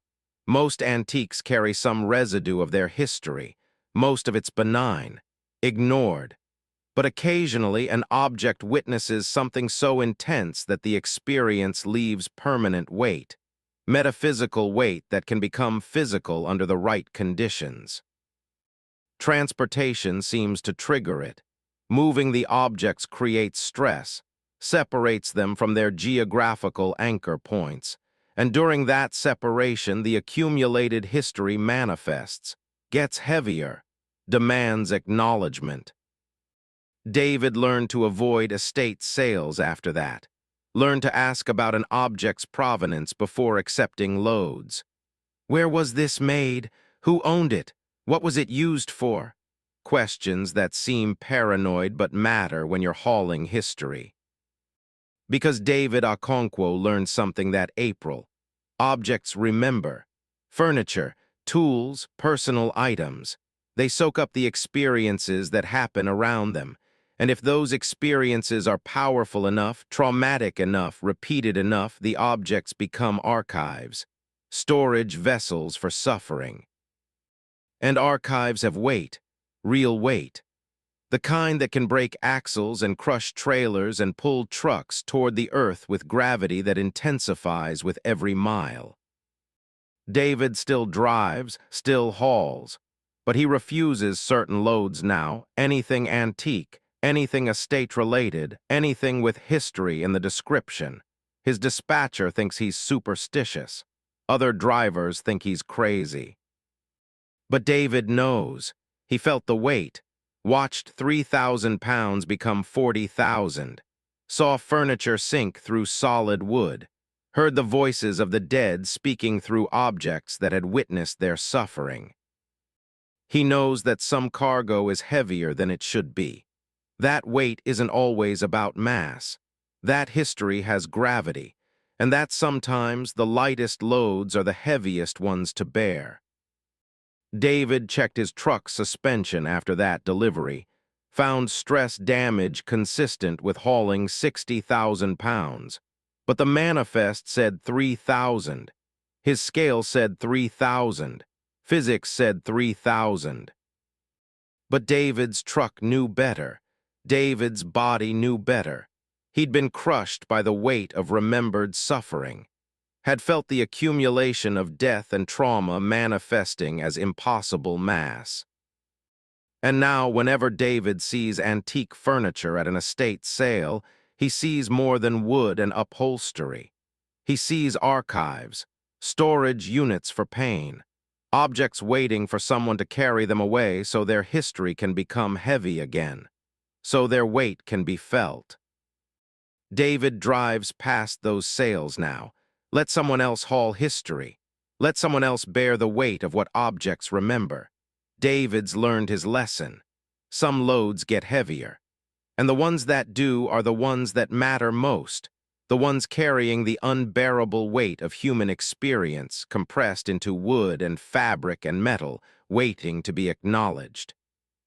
Waiting to matter, to be felt, to be known as more than just cargo, to be recognized as memory made manifest, as suffering given form, as history that refuses to be forgotten no matter how many miles you drive trying to escape it.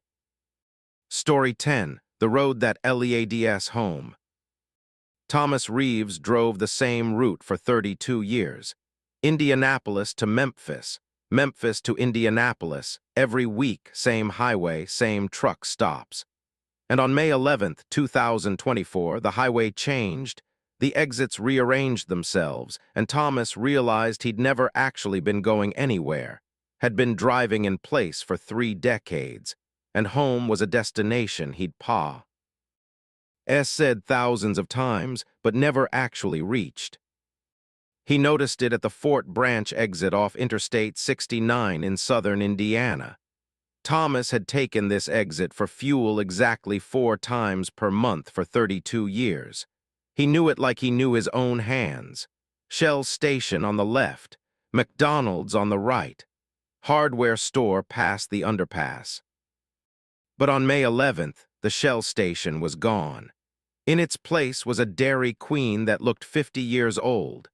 The McDonald's had become a vintage diner with a neon sign that read Louise's. And the hardware store was now a church with a parking lot full of cars from the 1960s. Thomas pulled into Louise's diner, parked, sat in his truck staring at the impossible scene. This wasn't right, wasn't possible. He'd been here 3 weeks ago. The Shell station had been operating. He'd bought diesel and a sandwich. Now it was gone, replaced by infrastructure that looked like it had existed for decades. He walked into the diner. The interior was period-accurate 1960s. Chrome fixtures, vinyl booths, a jukebox in the corner playing Patsy Cline. The customers were dressed in clothing from that era. A waitress approached, 50s-style uniform, hair in a beehive. Sit anywhere, hun. Thomas sat, took a menu. The prices were wrong. Coffee was 15 cents. A burger was 95 cents. This wasn't a theme restaurant. This was real. He was looking at actual 1964 prices.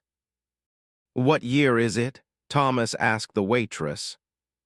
She laughed. 1964 last I checked. You okay? Yeah, coffee, please. She poured it. Thomas drank. The coffee tasted like 1964. He didn't know how he knew that, but he did. Like his taste buds were accessing memories he shouldn't have. Memories of a time before he was born. Thomas left money on the table, modern money, which the waitress looked at with confusion and walked back to his truck. This wasn't fatigue, wasn't hallucination. The highway had changed. Time had changed. He got back on I-69, continued north toward Indianapolis. The highway looked the same, but the exit signs were different. Places that didn't exist. STRAWBRIDGE, next exit. Thomas had driven this route 1,400 times. There was no town called Strawbridge. He took the exit, found a small rural community. Population maybe 200. A gas station, general store, post office. Everything looked like 1978. The cars, the clothing, the architecture. Thomas stopped at the gas station. The attendant came out to pump, full service, something that had disappeared decades ago in most of America.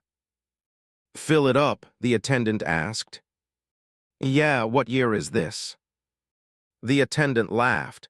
"You've been driving too long, buddy. It's 1978, you know that." Thomas looked at his phone. The screen was blank, not dead blank. Like it didn't exist in this version of reality. He checked his watch. Still running, still keeping time, but the date display showed May 11, 1978. 46 years in the past. Impossible, but Thomas could feel it. The air was different, cleaner. The light was different, less polluted. And when he breathed, really breathed, he felt younger. Like his body was responding to the temporal shift, adjusting, becoming the age he would have been in 1978. Thomas had been born in 1962. In 1978, he would have been 16 years old. He looked at his reflection in the truck's mirror. He was 16. His face had shed decades. The gray was gone from his hair. The lines around his eyes had smoothed. His hands looked young. "Jesus Christ," Thomas whispered. He paid for the fuel with cash from his wallet. The bills were modern, but the attendant accepted them without question, like temporal inconsistency was normal, expected. Thomas got back on the highway, kept driving north. Each exit was a different year. Bloomington, 1985. Martinsville, 1991. Greenwood, 2003. The highway was fragmenting through time, and Thomas was traveling not just through space, but through decades. At each exit, he was the age he'd been in that year. In 1985, he was 23. In 1991, he was 29. In 2003, he was 41. His body shifted with the temporal zones. His memories shifted, too. At the Martinsville exit, Thomas remembered his daughter as a toddler. By the time he reached Greenwood, she was in college. He was experiencing his life out of sequence. The highway was showing him his past, making him relive it in fragments. And Thomas realized he'd been driving this same route for 32 years, every week, Indianapolis to Memphis and back, 1,400 round trips. He'd driven past his own life, past every moment that mattered, his daughter's first steps, his wife's cancer diagnosis, his father's funeral. He'd been on the road for all of them, away, driving, always driving. The highway was showing him what he'd missed, aching him witness his absence. Every exit was a moment he should have been present for but wasn't. Thomas started crying. He was 58 years old, had spent 32 years driving, and he couldn't remember what his house looked like.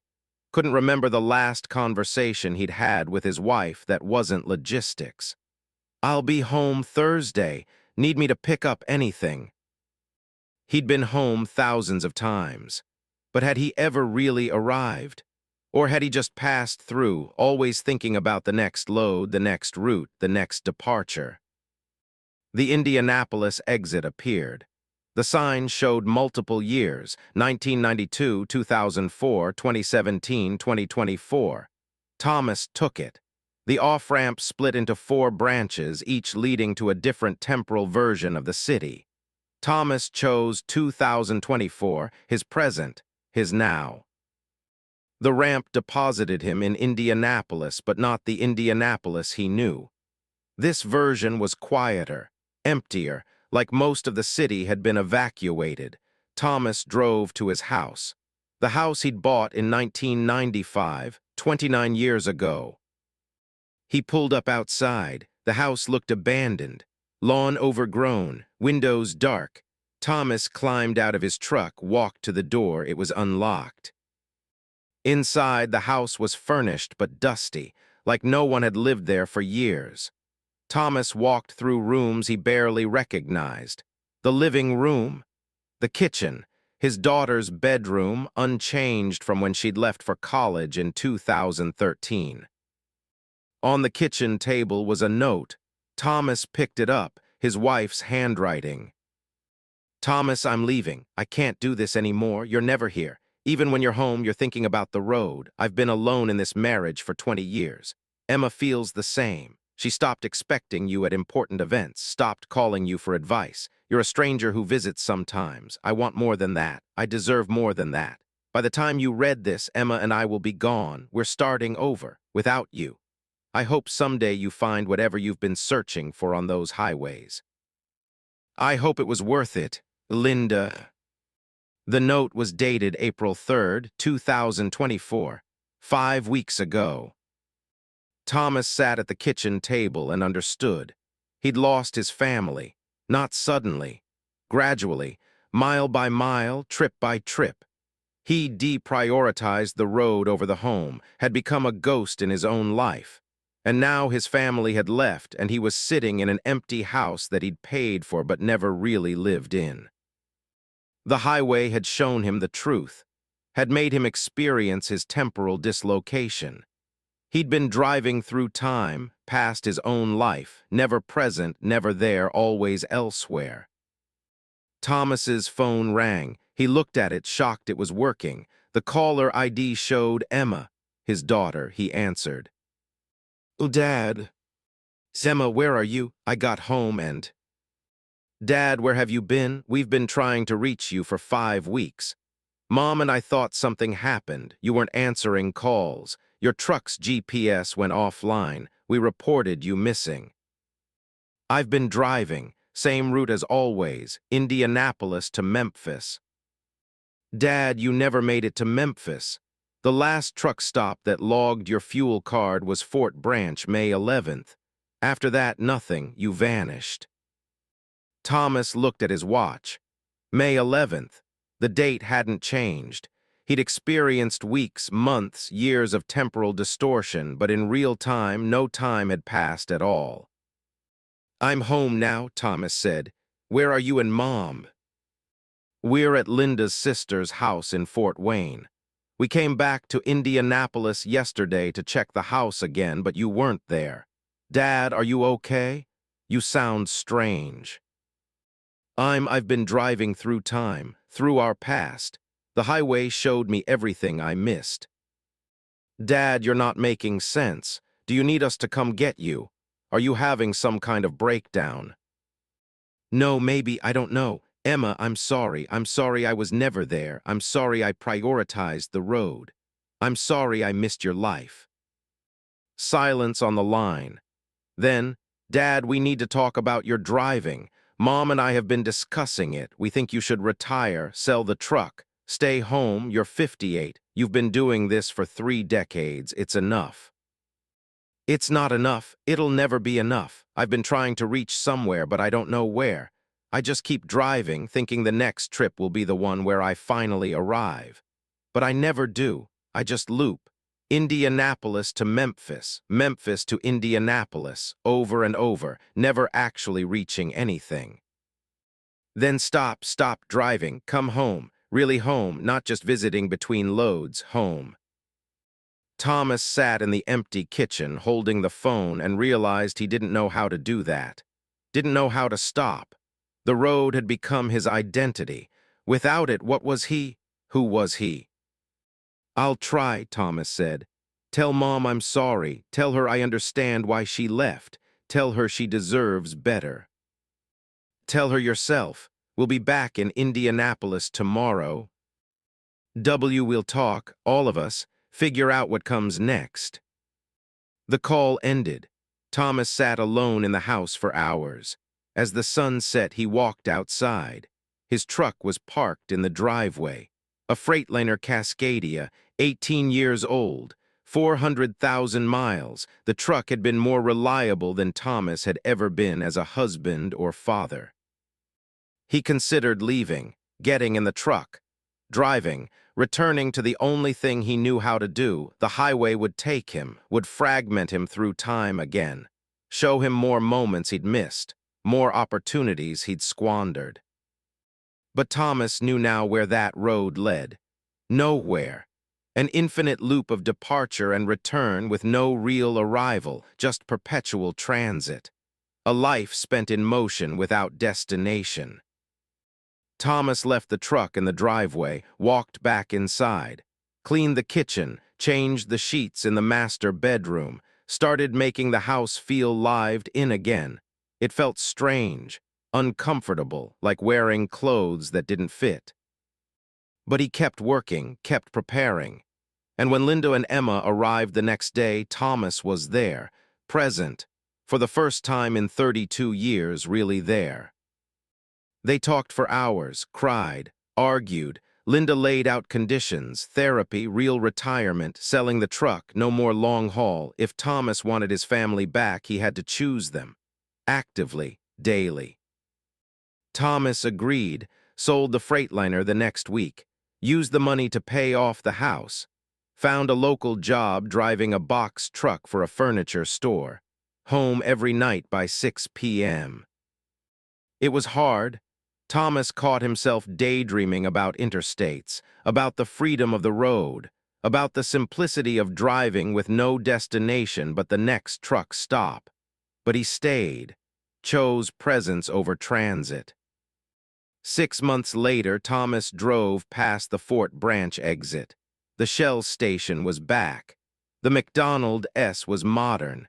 The church had returned to being a hardware store. The highway had reverted to normal. The temporal distortion was gone. Or maybe it had never existed. Maybe Thomas had experienced a psychological break, a manifestation of guilt.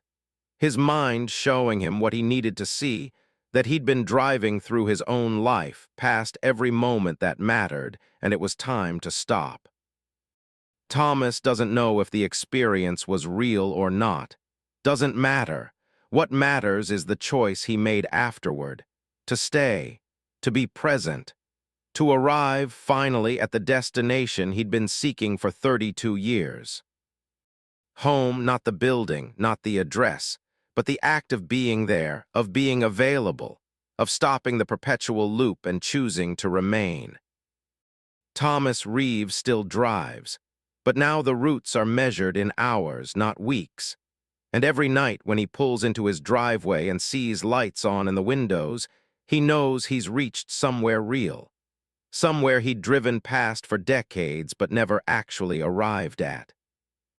Home, the hardest destination to reach, the one that requires you to stop driving and start living, to exchange infinite road for finite presence, to accept that the journey ends not with departure but with arrival. And for Thomas Reeves, after 32 years and 1,400 round trips, after missing his daughter's childhood and his wife's loneliness, and his own life passing him by, after driving through fragmenting time and witnessing his absence made manifest, he finally arrived.